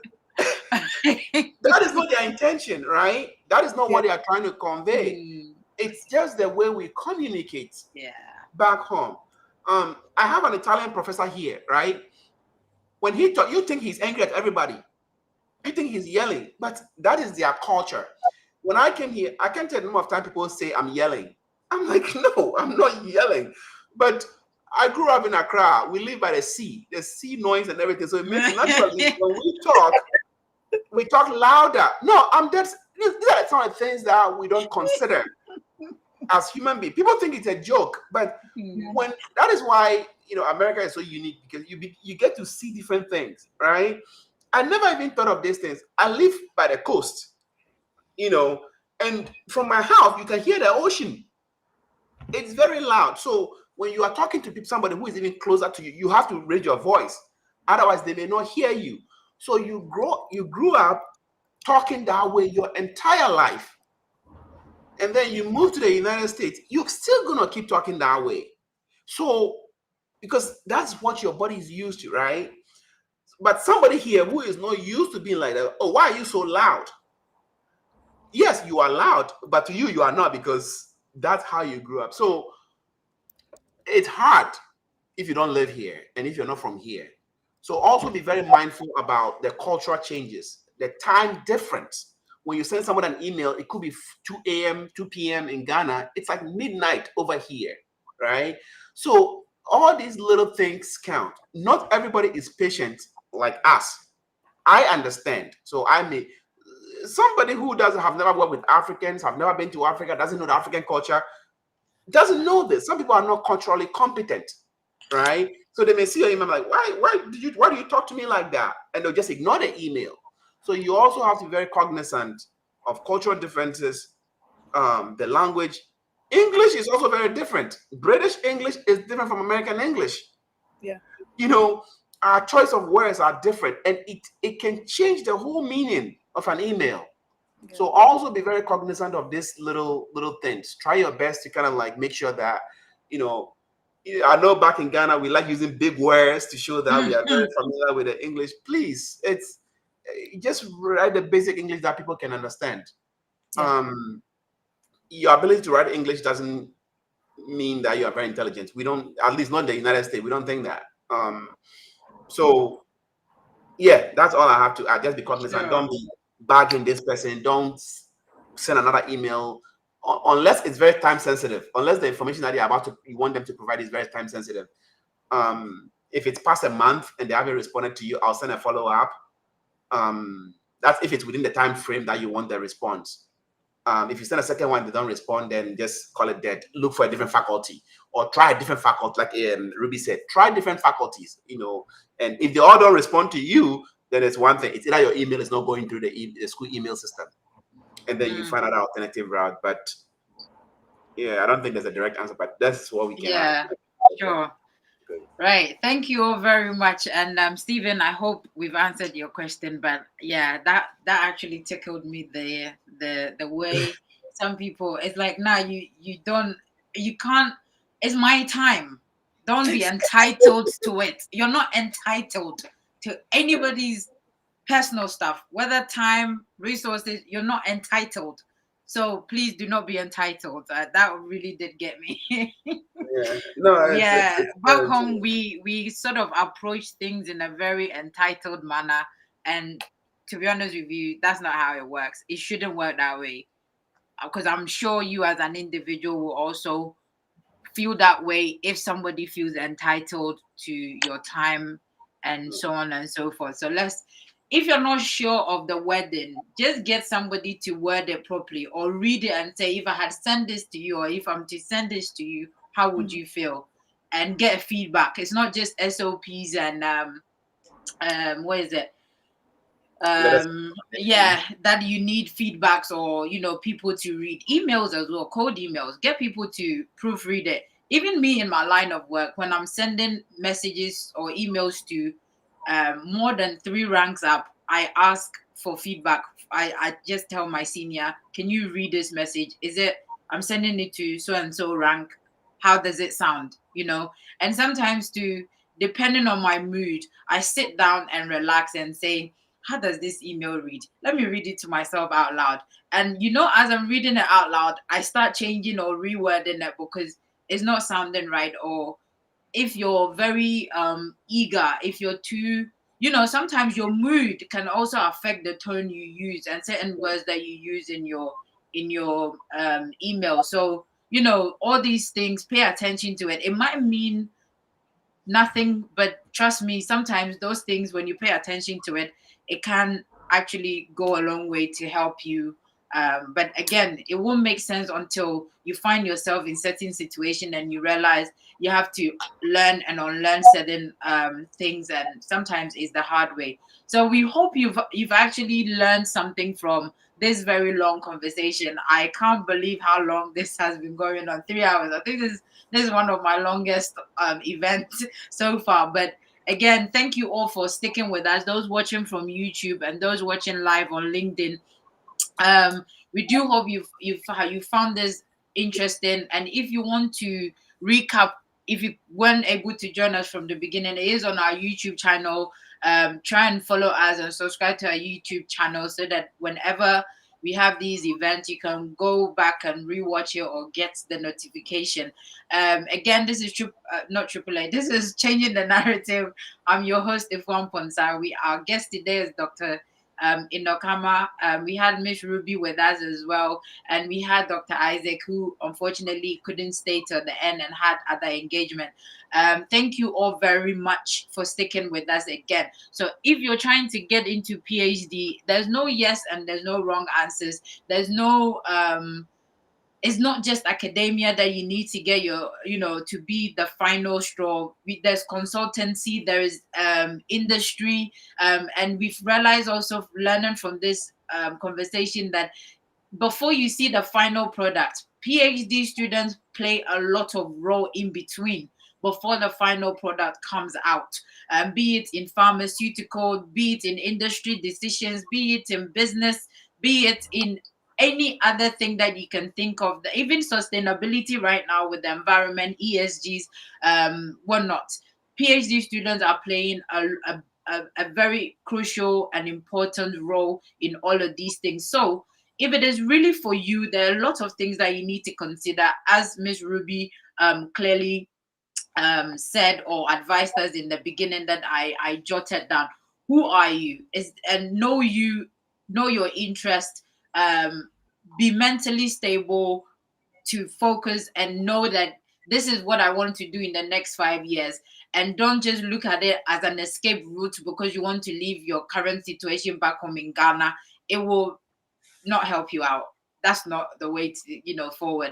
And also when you're considering this journey, be ready for rejections. I have not studied PhD. I've not gone through that route, but I know how you can write a 3,000 word essay and then all you see is red pen and suggestions and you're thinking, I might as well just start this whole essay again. So I've had my fair share of rejection, or so I can only imagine. That's why I don't know if I think PhD scares me in that way, that you sit down however many months that you write a paper and then you like Dr. Enoch said, you write a cat and it comes out as a monkey. I don't know. So, it's a lot to take in, but again, it's part of the journey. It's even part of the process of when you're looking for these opportunities and applying to it. So take all of these things in mind and be ready to learn and open yourself to criticisms and feedbacks. When you feel like you know it all, it won't help you. It's one thing that we also need to know, especially when we were talking about grades as well, where we've been so pompous in our, let's say, secondary school and undergrad degrees, and then in Ghana we are hailed mighty because we got first class and we are president of this faculty, president of that, and then you come to Europe or the US or Canada and nobody really cares. It can be a lot to take in, so be ready for all of these things as well, and know that you're here for a bigger picture. You're here for your future, and focus on the main goal, and then you will be okay. It will come with stress, but you'll be able to maintain and sustain it. And do not go through this journey lonely or solo. That LinkedIn, make use of LinkedIn. Dr. Enoch, Ruby, through Ophelia, I was able to get to know Ruby, and she just jumped on this opportunity, and I've known Ophelia through LinkedIn. LinkedIn works so far as you come with a genuine request and openness, and again, not feel very entitled to anybody's time, and you show genuine willingness to learn and not here to waste people's time. There are people on this platform that will openly mentor you and help you out with your questions and frustrations and whatnots. So please make use of it. Before I keep rattling on, our guest, Dr. Enoch, Miss Ruby, my dear, give us your final words and then we can wrap up. Thank you so much. Okay. Dr. Amadou, I go? Yeah, sure, you can go ahead.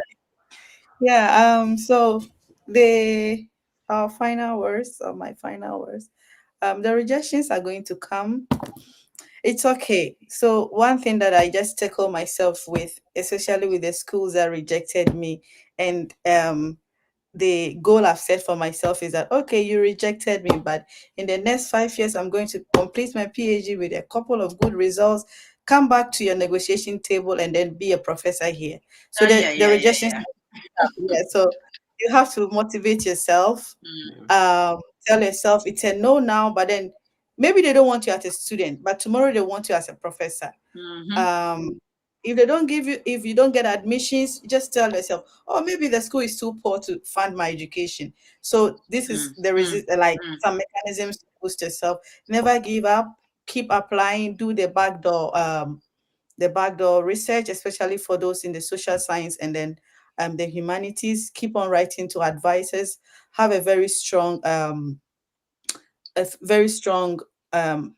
portfolio that shows that you are actually quite okay to be in the field, because we all started knowing nothing, but then a little bit of knowledge here and there seems useful for the journey.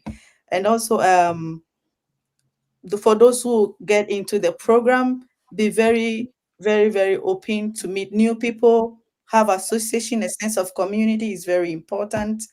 Um, the shock, the cultural shock is real. You come and learn new things in America, just like Dr. Ma was saying. You talk and it's like it's loud, and then you like, what are you saying? Sometimes it's annoying, but it's also understandable because they are not used to the way we talk and everything.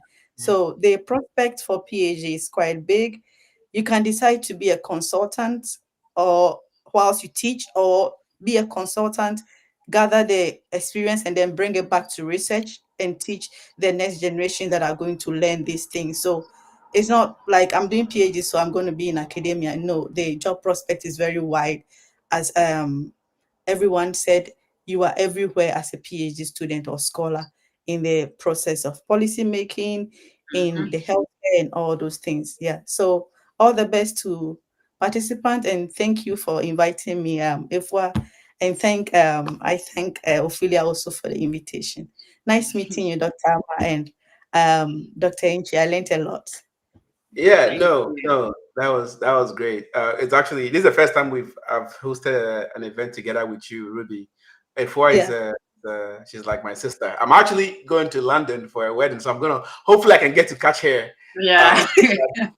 Um, my final words is this is a great platform, and I'm always kind of like happy to jump on and share my experiences and talk to the next generation of students, so that if one and I have this thing that we say, we all don't have to suffer, so that we can share some of this information, so you don't have to go through the same ragged path that some of us did go through. Word of advice. Rejection. Ruby has said a lot about it, but I will add one more thing. Rejections are part of life. We all cannot be United States president. There can only be one United States president. Does that mean that the other people who are contesting are not competent? No, because there's a limited spot, right? See, the same way, the university can only admit a certain number of people. Unfortunately, you may not be part of it. I got accepted, some people got rejected, right? Does that make me the best person? No, I'm the one who qualified for that particular position. That person may have qualified somewhere else. So think of it that way. Space is limited. If you get rejected at a particular university, that doesn't mean that you are not good. It doesn't mean that. Yeah. Okay. It just meant that there is not a spot for you. That's how I will see it. Right. It's like going to a grocery store to buy a particular item and it's out of stock. It's not there. You go somewhere else. So take it like that. Accept rejection. The moment I think that as an individual, the moment you begin to understand that rejection is part of life, you will be a happy person. You will stop dwelling on failure. And if you are not able to comprehend this little basic fact of life, you are not going to succeed in the PhD program. If I tell you the number of times that my experiments in lab has failed, you won't believe it. But you have to keep going. You have to accept it. Well, it didn't work. I'll try something else. It didn't work. So having that mentality that failure is going to come, rejections are going to come, you are most likely to succeed in the PhD program. Criticism and acceptance of feedback, very important. No one person knows everything. PhD is a collaborative work, and you will find out later, or sooner or later, you have to collaborate. That means that you have to be willing to engage with people with different way of thinking, different way of seeing things than you do. So you have to embrace that as well. And I think this is where I kind of like appreciate the West, specifically the United States, the UK, most European countries. is the diversity of ideas, right? I have people. I work with people from India, from China, from Japan, and we are all trying to solve the same problem. In during this discussion, you begin to realize that people think differently based on their cultural background, right? But we are we have to have an open mind to solve this simple problem, or one problem that we are all trying to kind of like solve. So we grew up, and most Americans grew up this way. I mean, not all of them, but compared to where we are coming from, we don't have that. We are the same group of people, so we are most likely to think the same way, right? So when you transition to the West, it's going to be very different. So you might end up disagreeing with a lot of people because the people around you are not thinking the way you are thinking. Because your culture shapes you a lot. You will find out later, sooner or later, like your culture, the way you are brought up, changes the way you think, and even your level of intelligence, it changes it, right? So come here with an open mind. You will work with people that have different religious backgrounds, and it affects the way they work. They may not discuss it, but you can tell. Certain conversations you cannot have. I would say a classic example: homosexuality and those things. It's not our culture, right? But in America, it's a normal thing. You work with these people, the LGBT community. You might find a scientist who is that. You may not believe in it religiously. It shouldn't affect your work. Come with that open mind, not just research, but everything in general. So have the open-mindedness is very important, especially if you want to study in the West. You will meet people who don't agree with a lot of things that you say, but have an open mind. That's very important. The other thing too is choosing a PI. Dr. Isaac did mention that. Being a brilliant student is one thing. Getting admitted into the program is another thing. The other thing is the person that you work with. You can be the most brilliant, hardworking student. If you have a bad PI, it's not going to work. So be very cognizant about who you choose. On the opposite end, you can be a terrible student. Your work that your task that you are delegated can be very tedious and very time demanding that you are not able to keep up. But if you have a good PI, they will make your time in the program very successful and very enjoyable. So your PI can make or break you. So be very cognizant or be very mindful of who you choose to work with. Just because you got admission to the university doesn't mean that everything is going to be glorious. I've seen students struggle because they have just a bad PI. So also be cognizant of that. Last thing is, I wish you all the best of luck wherever you are trying to go. We hope that this information was good enough that at least it can add to what you already have. And wherever you find yourself, whether you get accepted or not, what's meant to be will be. Just keep your spirit, keep trying, and whatever is destined for you will surely come to pass one day. So. Sure. Thank you very much. So this is Changing the Narrative. I'm your host, Efon Ponsa. We organize, or we get these sort of events up just to encourage each and every one of us. And also, like Dr. Enoch said, we don't all have to suffer.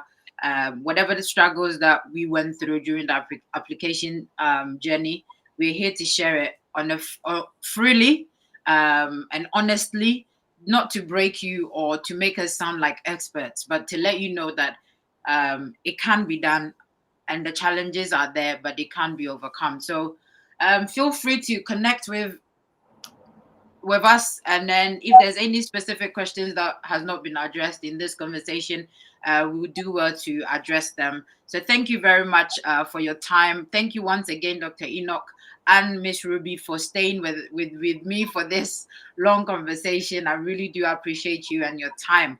So this is Changing the Narrative. One individual, one mindset at a time. Will come your way again next month with another episode. So to PhD or not to PhD, it's up to you. And as we've said, it's not just into academia. So do not be scared, and then go for it if that is what you want to do. It can, and you can do it. So take care and have a great one. I will say PhD because the opportunities are endless. Let's go and PhD. Dr. Amponsa.